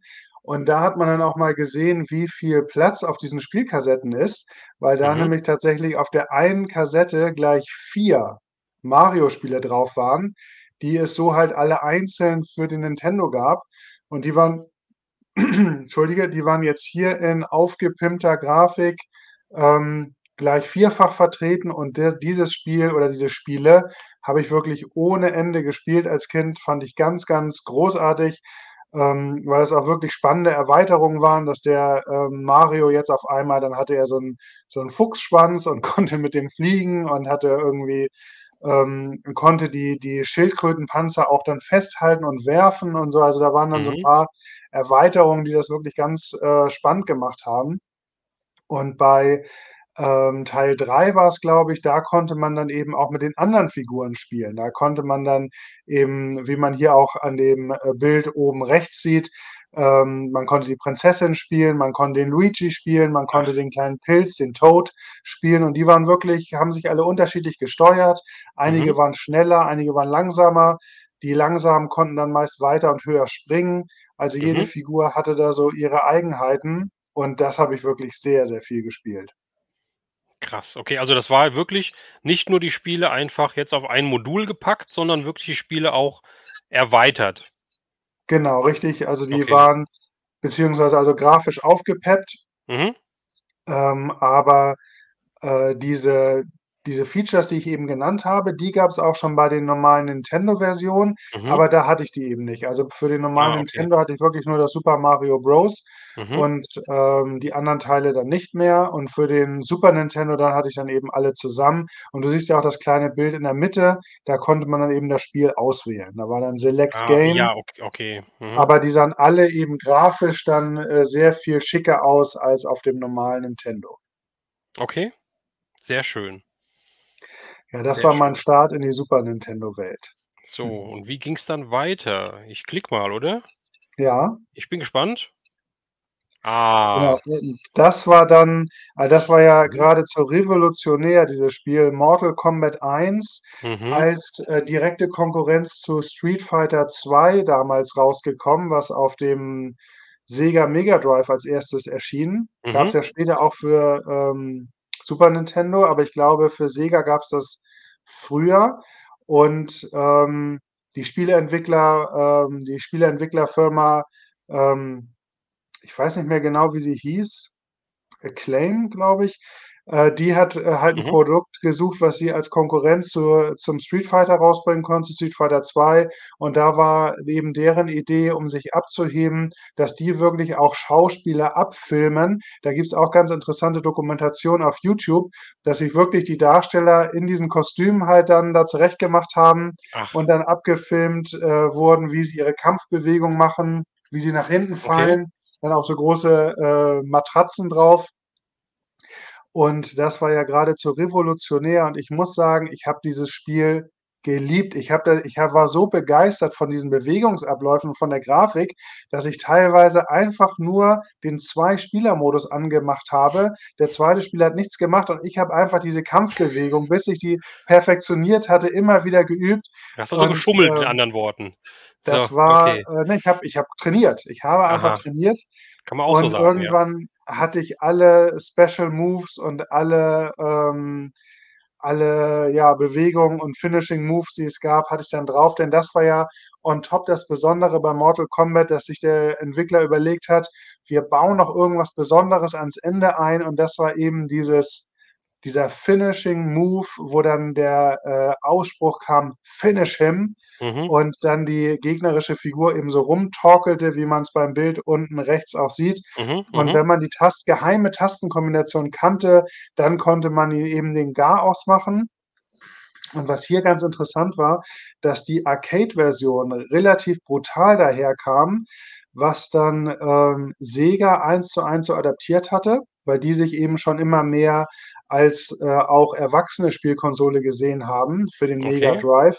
Und Nintendo hat verlangt: „Okay, wir bringen das Spiel raus, aber wir wollen diese Finishing Moves gar nicht haben und wir wollen auch kein Blut im Spiel.“ Und dann haben die Entwickler 'n Veto eingelegt und meinen: „Aber das wäre doch das, was das Spiel auszeichnet, diese Finishing Moves.“ Und dann wurde gesagt: „Okay, aber dann in abgeschwächter Version.“ Und das führte dann eben dazu, dass die Finishing Moves 'n bisschen verändert wurden. Und da habe ich auch noch mal Folien vorbereitet auf der nächsten Seite. Und dann gucke ich grad mal, aber ich muss grad dazu sagen, Mhm. ähm, noch mal 'ne Einblende, Tekken war Geile, kommt hier. Nein, Ich das muss stimmt ich nicht. Das ist ich Quatsch. muss ich muss sagen, ich habe weder Street Fighter noch Mortal Kombat gespielt. Meine erste Berührung mit so Spielen war tatsächlich auf der PlayStation Tekken. Wollte ich nur mal kurz Hm. erwähnt haben und jetzt blättere ich weiter. Genau, und hier ist eben 'n schöner Vergleich auf dem Super Nintendo. Was ich halt sehr cool fand, dass man die Finishing Moves nicht einfach zensiert hat, sondern sich wirklich was anderes ausgedacht hat. Und teilweise fand ich die sogar besser als das Original.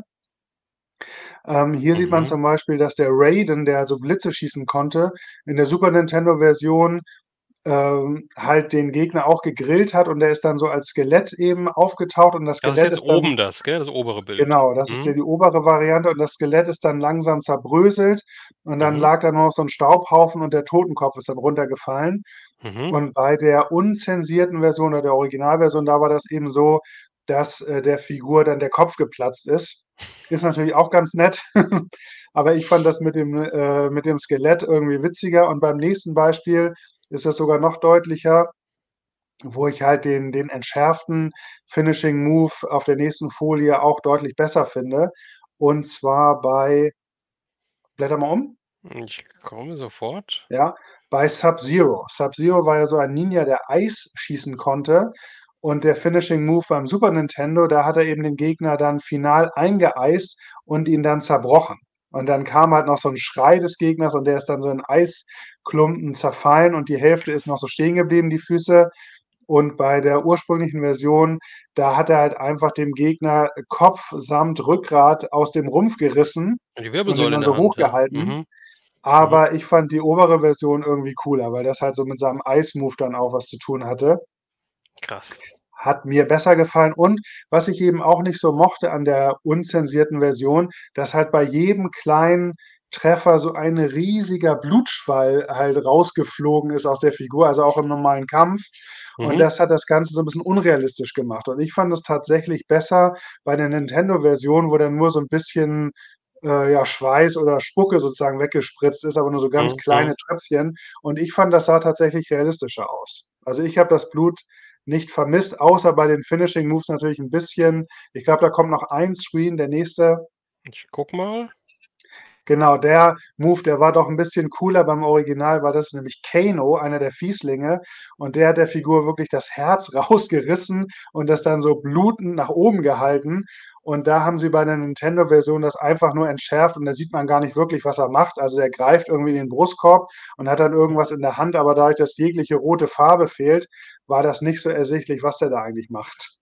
Aber überleg mal, wenn ich mir jetzt 1984, glaube ich, Indiana Jones und der Tempel des Todes, der Film war ab FSK 16 und da hat der Typ in dem Tempel dem lebenden Menschen an die Brust gegriffen, hat ihm das Herz rausgerissen, hat es nach oben gehalten und das Herz hat Das war der gepumpt Move, ja. und ist dann, ja, aber das war halt FSK 16 normal, Mhm. sag ich mal halt, ja. Also extrem, wie sich die Und Sachen da unterscheiden. Und das ist eben das Spannende bei Mortal Kombat. Bis zu dem Zeitpunkt, bis Mortal Kombat 1 rauskam, 1993 für die Heimkonsolen, Mhm. gab es kein Alterssystem für Videospiele. Mhm. Und da gibt's 'ne ganz interessante Geschichte zu. Irgend so 'n amerikanischer Senator, dessen Sohn das Spiel hatte, war wahrscheinlich auf der, Mega Drive Sega Mega Drive, Konsole.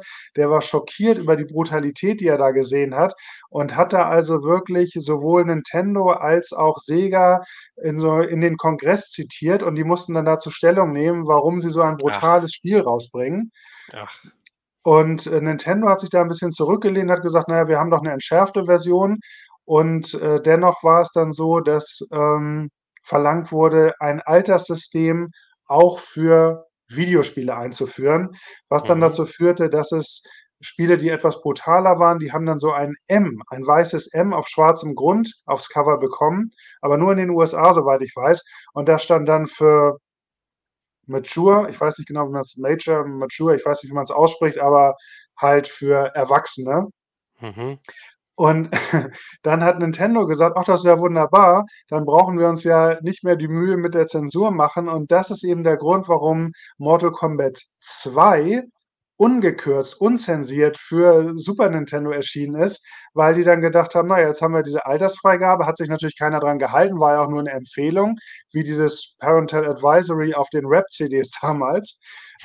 Ja, Und, genau. hat dann sozusagen dazu geführt, dass mehr brutalere Spiele rauskamen, weil die Entwickler gesagt haben: „Na, jetzt brauchen wir uns ja nicht mehr zurückzunehmen. Jetzt kommt da halt das M aufs Cover und gut ist Und gut das." ist.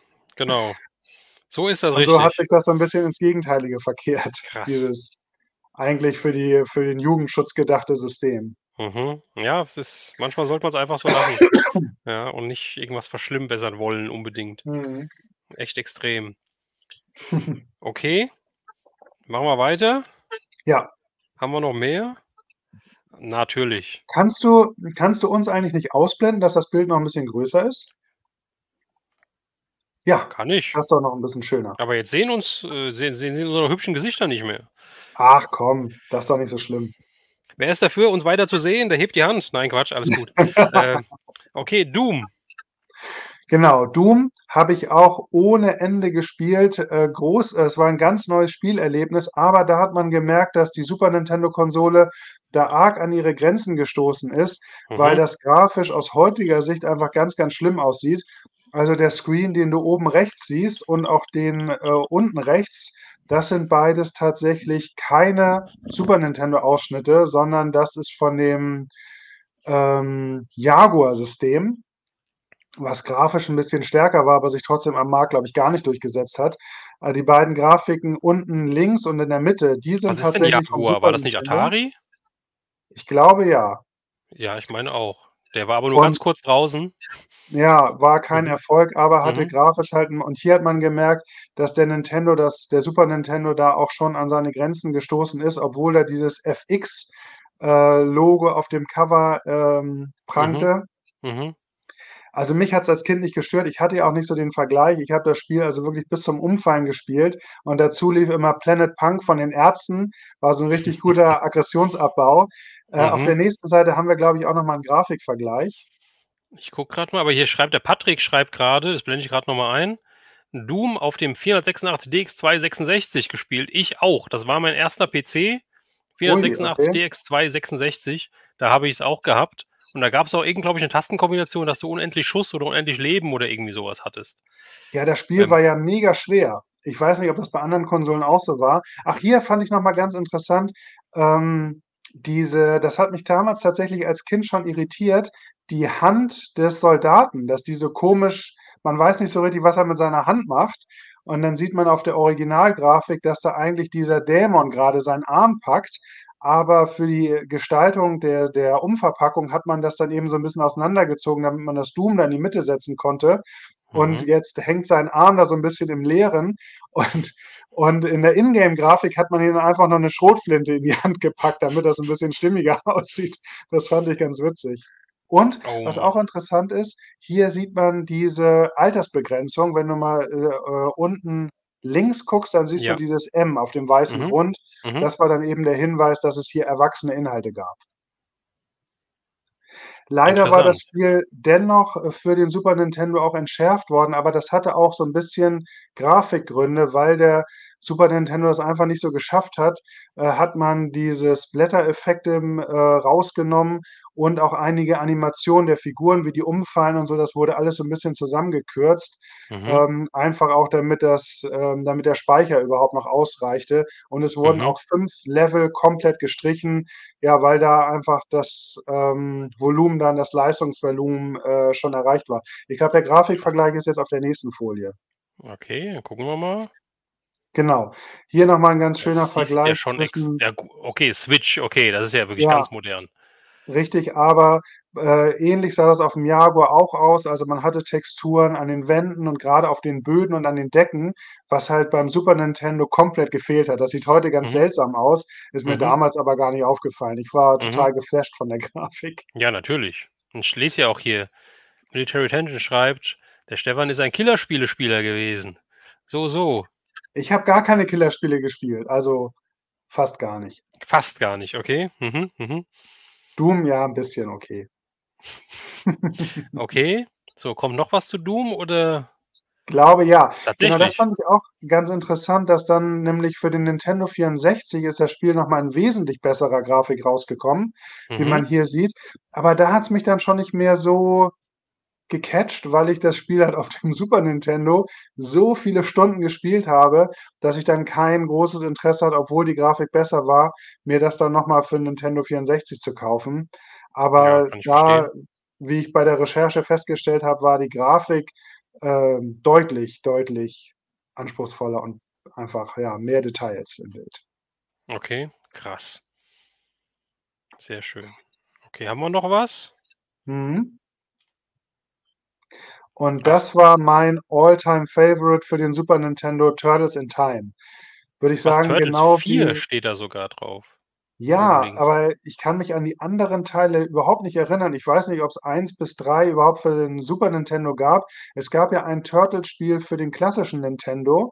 Das habe ich aber nicht gehabt. Mhm, Und, was mit Turtles 2 und 3 war, weiß ich auch nicht. Ich weiß, es gab noch so 'n Kampfspiel, so wie Street Fighter halt, nur mit Turtles. mhm. Und vielleicht kann ja, Sabine was dazu sagen, wenn sie noch da ist. Aber das ist wirklich das erste Spiel, an das ich mich für Super Nintendo erinnere. Und das war halt auch eins der großartigsten Spiele überhaupt. Und man merkt das eben auch genau wie das, Batman-Joker-Spiel, Mhm, mhm. was schon für den Nintendo so großartig war, kann man sagen, ist das hier eins der besten Super Nintendo-Spiele. Und das merkt man eben auch am Preis. Wenn man das Spiel heute kaufen will, ist das halt richtig teuer. Das Letzte, was ich gesehen habe im sehr guten Zustand, war halt über 700 € und das war leider eins von den Spielen, die ich damals eingetauscht habe gegen Ah, 2 olle Horror-Videokassetten. ah, Und dieses okay. Spiel war halt mega abwechslungsreich, weil das in verschiedenen Zeiten gespielt hat. Man hatte also die Zukunft, man hatte die Vergangenheit, dass man gegen Bebop und Rocksteady im Piratenoutfit gekämpft hat, sieht man auch hier unten das Bild. Und was halt auch so toll war, dass es auch immer so riesige Objekte gab, wie zum Beispiel die Freiheitsstatue im Hintergrund. Und was eben Mhm, auch ganz cool war, dass man Gegner ins Bild schleudern konnte, was man dann auch gebraucht hat, um in einem Stage dann Shredder zu besiegen. Da musste man also die Turtles ins Bild die Foot Soldier ins Bild schleudern, um den Schredder da zu schädigen. Das ist der zweite Screenshot unten. mhm.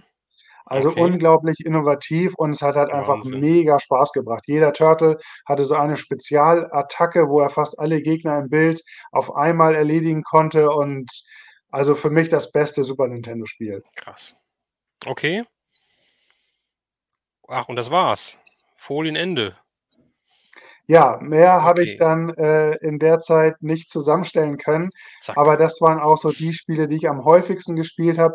Woran ich mich noch erinnern kann, was ich ganz cool fand, habe ich auch schon einmal hier gelesen, war Earthworm Jim.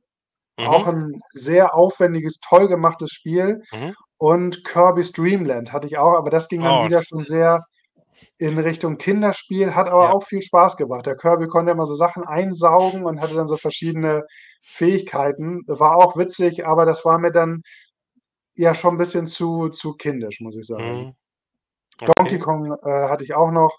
Donkey Für Kong, das ja. war aber dann schon Nintendo 64, aber da habe ich gemerkt, wie mich einfach so diese Inhalte nicht mehr so angesprochen haben. Also, Nintendo 64 war GoldenEye meiner Meinung nach das beste Spiel.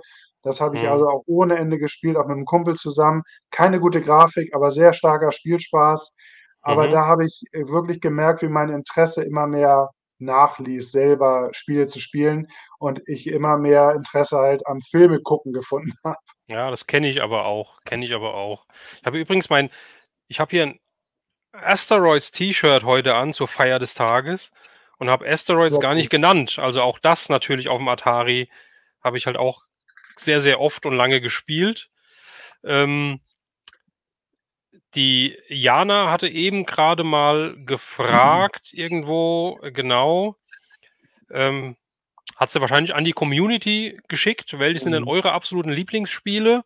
Ähm, kann das wirklich oder könnt ihr das wirklich sagen, dass ihr ein Spiel habt, wo ihr sagt: „Das war mein Lieblingsspiel"? Ich kann's nicht. Ich habe ganz viele, und ganz viele tolle Erinnerungen zu vielen Spielen, die dann auch wieder das Spiel zu was Besonderem machen bei mir.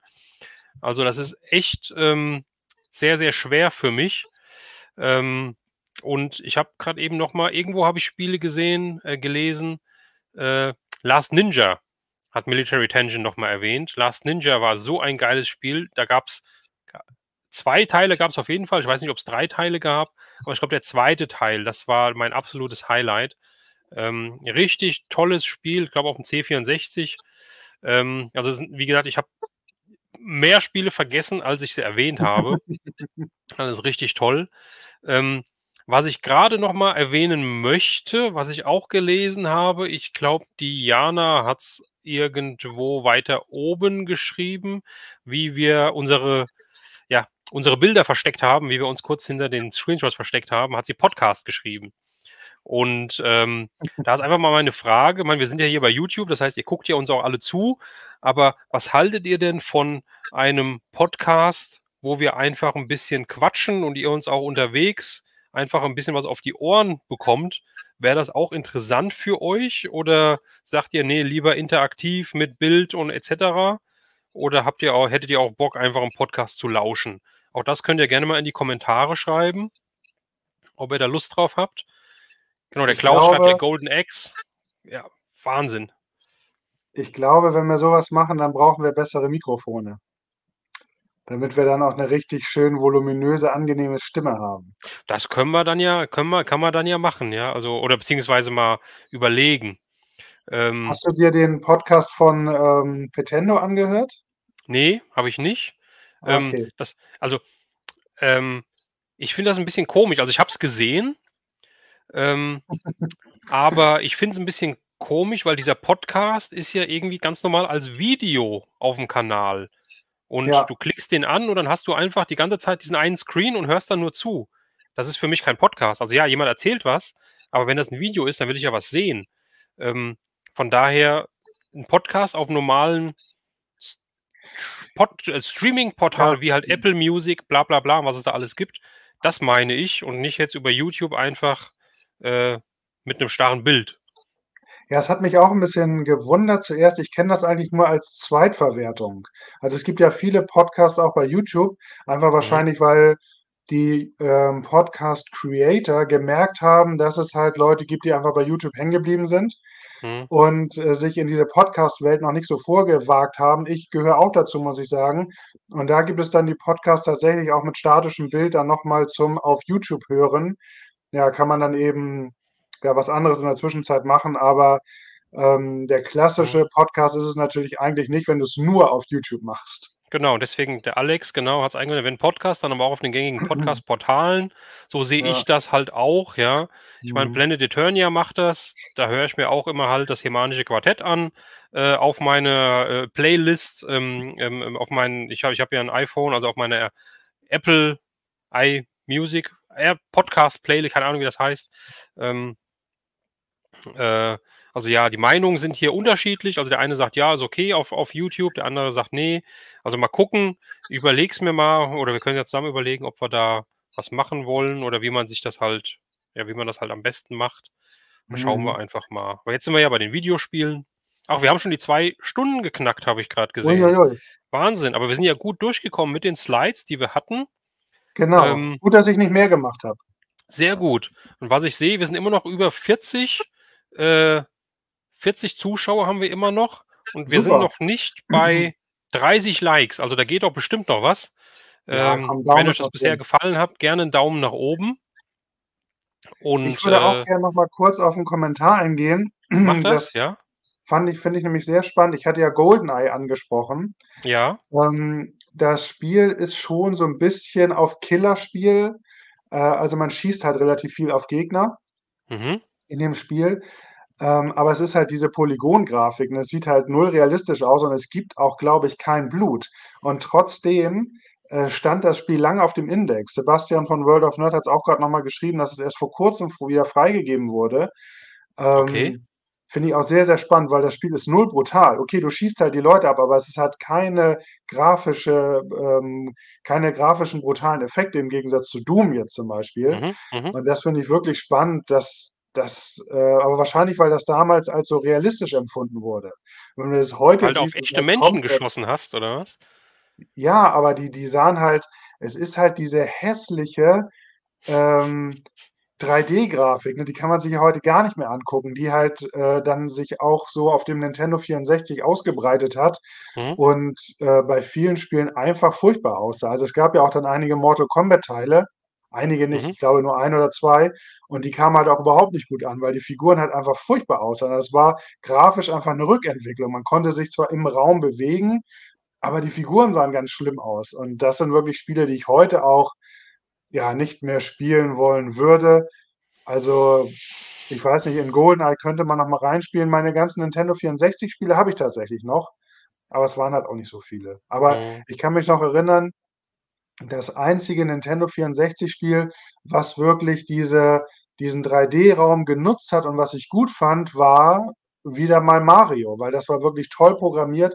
Das hat 'ne Menge Spielspaß geboten und es waren halt auch diese einfachen, knuffigen Figuren, für die man nicht so viel Textur mhm, brauchte. mhm, Aber mhm. wenn man natürlich, ja, so 'n erwachseneres Spiel wie GoldenEye oder wie Mortal Kombat hat und du hast dann nur diese völlig unwirklichen Polygon Formen, das macht halt viel kaputt.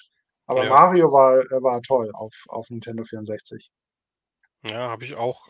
Weiß gar nicht, ob ich das überhaupt mal gespielt hatte, keine Ahnung. Was ich aber auch was du eben gesagt hast, da stimme ich dir zu, ähm, auch speziell aufm Atari. Die Erinnerung da dran finde ich richtig, richtig toll, richtig klasse. Ich habe immer mal wieder meinen Atari angeschlossen, habe die Spiele angemacht und habe die dann mal 'n paar Minuten gespielt und war dann gar nicht mehr so begeistert davon. Also, da schwingt wirklich Mhm. sehr viel Nostalgie mit Ja. und, die Grafik, klar, natürlich, konnte damals nicht so gut sein, wie sie jetzt ist. Ja, aber nichtsdestotrotz es macht einfach Spaß. Es ist kurzweilig. Also, ich könnte jetzt nicht mehr vor so 'nem wie ich eben gezeigt habe hier, was ich früher wirklich Stunden gespielt habe am Stück, auf'm Atari, das könnte ich jetzt wenn ich jetzt mal 'ne Mhm. Viertelstunde das Spiel anmache, dann ist das aber auch okay, ja, und das dann mal spiele. Also, Mhm. genau, Military Tension, der schreibt noch also, wie gesagt, so viele Spiele, Moon Patrol, Jungle Hunt, sind alles Spiele, die haben wir auch gespielt, haben wir auch gehabt. Jungle Hunt, wo du so über so mit so Lianen über so Sumpf oder so Löcher schwingst und et cetera und so was halt, ja. Also Ah, richtig, richtig toll. was ich interessant finde, Andreas K. schreibt gerade, das einzige N64-Spiel für mich ist Earthworm Jim. Ich habe das bei Super Nintendo verordnet. Ich glaube, dass ich das für Super Nintendo, ich wusste gar nicht, dass das auch für Nintendo 64 gab. Aber es gibt tatsächlich ja sehr viele Spiele, die auch dann nochmal auf anderen Konsolen rausgekommen sind, was ich gar nicht so mitbekommen habe. Also ich hatte das auf einer Konsole dann und habe nie überlegt, das nochmal für eine andere Konsole zu kaufen. Die einzige Mhm. Ausnahme war wirklich Mortal Kombat.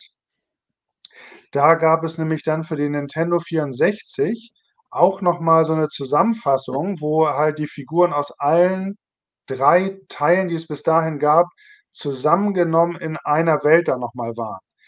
Also, es war nicht so wie bei Mario, dass man die Spiele einzeln anwählen konnte, was ich besser Mhm. gefunden hätte, sondern Mhm. sie haben aus allen 3 Spielen eben die Stages und die Figuren genommen mit besserer Grafik und das zu einem Spiel zusammengepackt.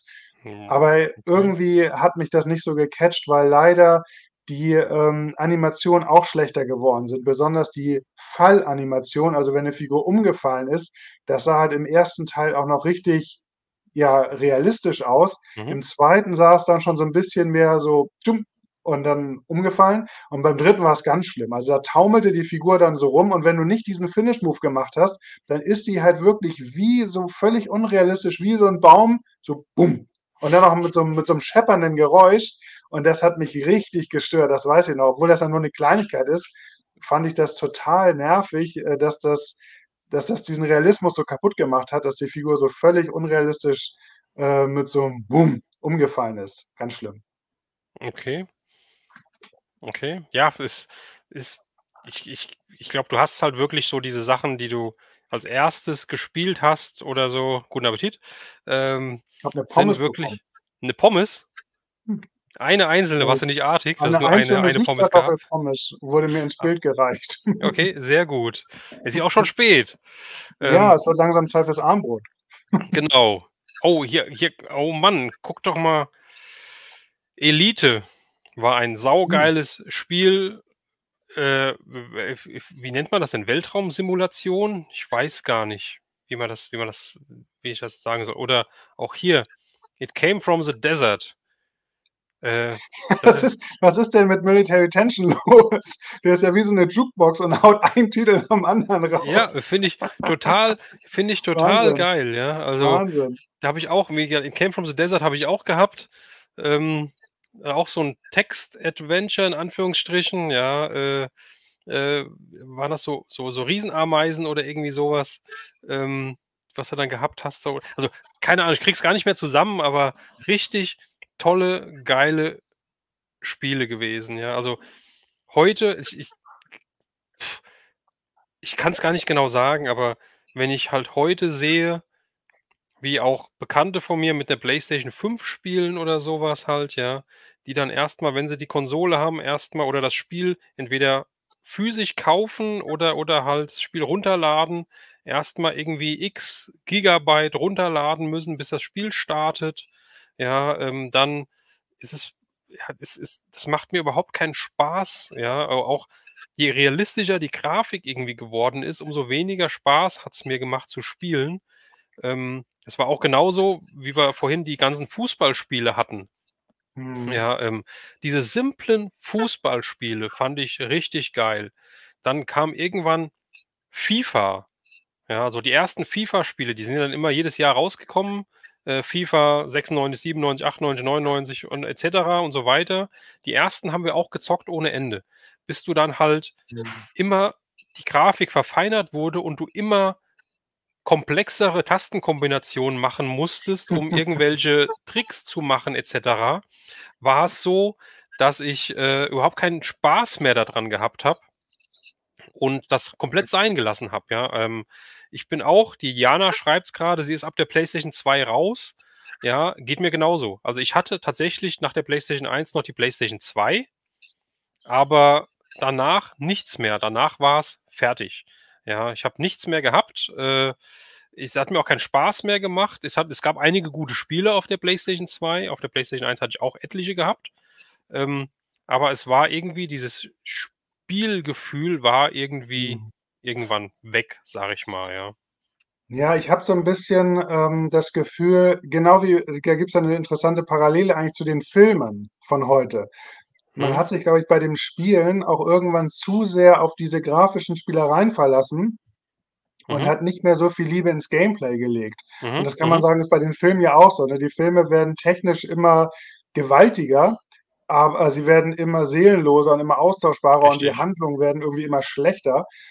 Und ich glaube, das ist bei den Videospielen auch so 'n bisschen so gewesen. Und was mich auch 'n bisschen davon abhält, heutige Spiele mal auszuprobieren. Erstens, ich müsste mir für 'n paar hundert Euro 'ne Konsole kaufen, Mhm. aber selbst wenn ich die geschenkt bekäme, also 'n guter Freund von mir, der spielt immer noch bis heute, Videospiele, aber die sind Mhm. ja so komplex geworden. Du musst ja erst mal so stundenlang irgendwelche Tutorials durchgehen, damit du überhaupt verstehst, was du da irgendwie machen musst mit der Figur. Und damals, auch wenn ich immer gerne Anleitungen gelesen habe, aber eigentlich konntest du dir das Spiel reintun. Du hattest genau 2 Richtig. Knöpfe und 'n Steuerkreuz Richtig. und du konntest einfach losspielen, ne? Mhm. Und es ist ja auch so 'n bisschen wie bei Brettspielen. Da finde ich das auch immer so 'n bisschen abschreckend, wenn du erst mal solche dicke Ja, Anleitungen durchlesen ja, musst ja, und dann hast du den Anfang schon wieder vergessen, bis du irgendwann am Ende angekommen bist, um dann mal irgendwann das Spiel zu spielen. Ne, genau, das ist ja immer so 'n Problem. Es wird immer komplexer und richtig. das nimmt mir schon so 'n bisschen die Freude daran. Genau, genau. Das waren noch einfache Spiele, genau. World Games haben wir vergessen. Also, ich hatte ja Summer Games, Winter Games, California Games erwähnt und World Games war richtig cool. Das mit dem Gewichtheber, genau, der dann irgendwann den Kopf so rot hatte und dann zusammengekracht ist. Ähm, aber das ist wieder eine Frage an Military Tension, weil er wird's wissen. War bei World Games auch das Klippenspringen dabei oder war das bei einem anderen Games-Spiel? Also, du konntest wirklich sagen, von welcher Höhe willst du von der Klippe springen? Und wenn du dann nicht weit genug abgesprungen bist und bist von zu hoch abgesprungen, dann bist du halt, äh, an der Klippe zerschellt, sage ich mal. Oh, Und bist dann halt wirklich so ins Wasser eingeschlagen. Äh, das war halt ich glaube, das war auch World Games, meine ich. Ähm, ja, also wirklich, wirklich richtig. Ach so, jetzt habe ich den Kommentar, den müsste ich auch irgendwann wieder wegkriegen hier.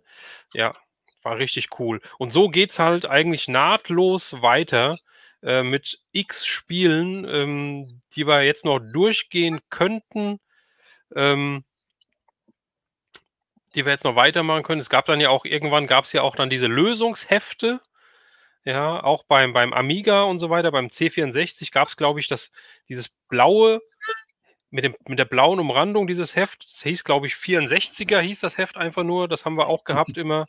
Dann gab es die Amiga Joker, habe ich beim Amiga immer gehabt. Die Amiga Joker, das Magazin. Und da waren dann in dem Mittelteil, glaube ich, auch immer zig Seiten mit Lösungssachen, also mit Cheatcodes und so weiter, wo du dann halt bei den Spielen halt irgendwas gedrückt hast. Dann hast du unendlich Schuss, unendlich Leben und keine Ahnung was gehabt. Das war halt richtig, richtig cool. Das habe ich ganz vergessen, hier noch mit reinzupacken, diese Zeitungen. Also richtig klasse. ja, Cheatcodes gab es bei Nintendo auch teilweise. Ah, okay. Habe ich auch gefeiert. Ich weiß, ich hatte so 'n Spiel mit so 'nem Zauberer für Super Nintendo. Das war auch sehr, sehr schwer und du konntest mit dem Zauberer immer so kurze Stücke schweben. Aber wenn du diesen Cheat hattest, dann konntest du durchfliegen, aber weil das Spiel ja nicht dafür ausgelegt war, waren dann auch gar keine Gegner. Also, du konntest wirklich praktisch die ganzen Gegner überfliegen und bis du dann am Ende beim Endgegner angekommen bist. Toll. Und so, aber es hat natürlich auch 'n bisschen den Spielspaß rausgenommen. Aber ich kann mich Mhm. erinnern, es gab ein Spider-Man-Spiel, Maximum Carnage, und da hattest du so, Nebencharaktere, die du, ja, dann kurz ins Bild kommen lassen konntest, dass sie dir helfen, einige Gegner zu besiegen. Aber Mhm. dafür musstest du also Items finden und die konnte man nur sehr selten einsetzen. Und da Mhm. gab's dann so 'n Cheat, dass man alle jederzeit rufen kann. Und das hat das Spiel schon sehr aufgewertet und ich habe es trotzdem nie durchgeschafft. Also, Maximum Carnage, Spider-Man für Super Nintendo Mhm. ist, glaube ich, eins der schwersten Spiele, die je programmiert wurden. Also, selbst mit diesen Cheatcodes habe ich's nicht geschafft, das Spiel durchzuspielen. Krass. Wahnsinn. Ja, war mega Boah, schwer. Wahnsinn. Also, da könnten wir jetzt, glaube ich, noch ewig weitermachen. Deswegen noch mal 'ne Frage Ja, an wir die haben ja schon Runde. gesagt, Ja, vielleicht lieber Frage noch an die 'n zweiten Runde. Teil. Was haltet ihr vom zweiten Teil? Ja, wenn wir das Ganze noch mal etwas vertiefen auch, ja, da können wir uns auch noch mal Gedanken um irgendwelche, weiteren Spiele machen, die wir vielleicht jetzt vergessen haben. Und schreibt's noch mal in die Kommentare. Wie gesagt, den Daumen nicht vergessen. Und dann würde ich fast sagen, dass wir dann hiermit mit der, äh Zeitschrift, wenn wir jetzt nostalgisch sind und mit dem Durchblättern der Zeitungen hier gewesen sind, würde ich das Ganze jetzt beenden. Jana schreibt, hier bleiben. Ja, wir sind schon fast 20 Minuten über die 2 Stunden. Also ich glaube, es lohnt sich, einen zweiten Teil zu machen über Retro-Gaming. Ja, und ja, ich würde sagen, damit belassen wir es erstmal, damit wir auch im zweiten Teil auch noch was zu erzählen und zu reden haben. Ich hoffe, euch hat es gefallen. Ich hoffe, euch hat der Stream gefallen. Ihr habt alle Spaß gehabt. Ihr habt fleißig wieder mitgemacht. Vielen Dank dafür, ja, dass ihr so halt den Chat am Leben haltet. Das ist richtig klasse. Stefan, vielen Dank an dich, dass du wieder dabei warst. Ich zähle auf dich. Hat sehr viel Spaß gemacht. Na klar. Ja, sehr schön. Ja, und ich würde sagen, Leute, habt eine wunderschöne gute Nacht. Ja, der Stream, wie gesagt, ist im Nachhinein dann auch online. Wenn jemand zu spät reingekommen ist, kann er den natürlich noch nachholen, kann sich auch gerne nochmal anschauen, wenn ihr irgendwas verpasst habt mittendrin. Ja, wenn ihr mit dem Kopf auf die Tastatur aufgeschlagen seid und ein Stück weit geschlafen habt, dann könnt ihr euch das Ganze gerne nochmal in Ruhe angucken. Der Klaus schreibt noch, habt uns die Jugend zurückgebracht. Sehr gerne. Auch mir macht es immer, oder uns macht es immer richtig viel Spaß, in diesen Erinnerungen zu schwelgen. Ja, auf jeden Fall. Macht's gut, Leute. Ja, möchtest du noch abschließend auch noch ein paar Worte von dir? Ich habe jetzt die ganze Zeit geredet. Ich habe dich übergangen. Nee, alles gut. Also ich sage auch vielen Dank auch für die fleißige Beteiligung hier im Chat. Ist halt immer toll zu lesen. Und ja, dann bleibt mir auch nur zu sagen, wir freuen uns, oder ich freue mich aufs nächste Mal. Da freuen wir uns alle drauf, Leute. Macht's gut, schönen Abend und bis zum nächsten Mal. Ciao. Gute Nacht.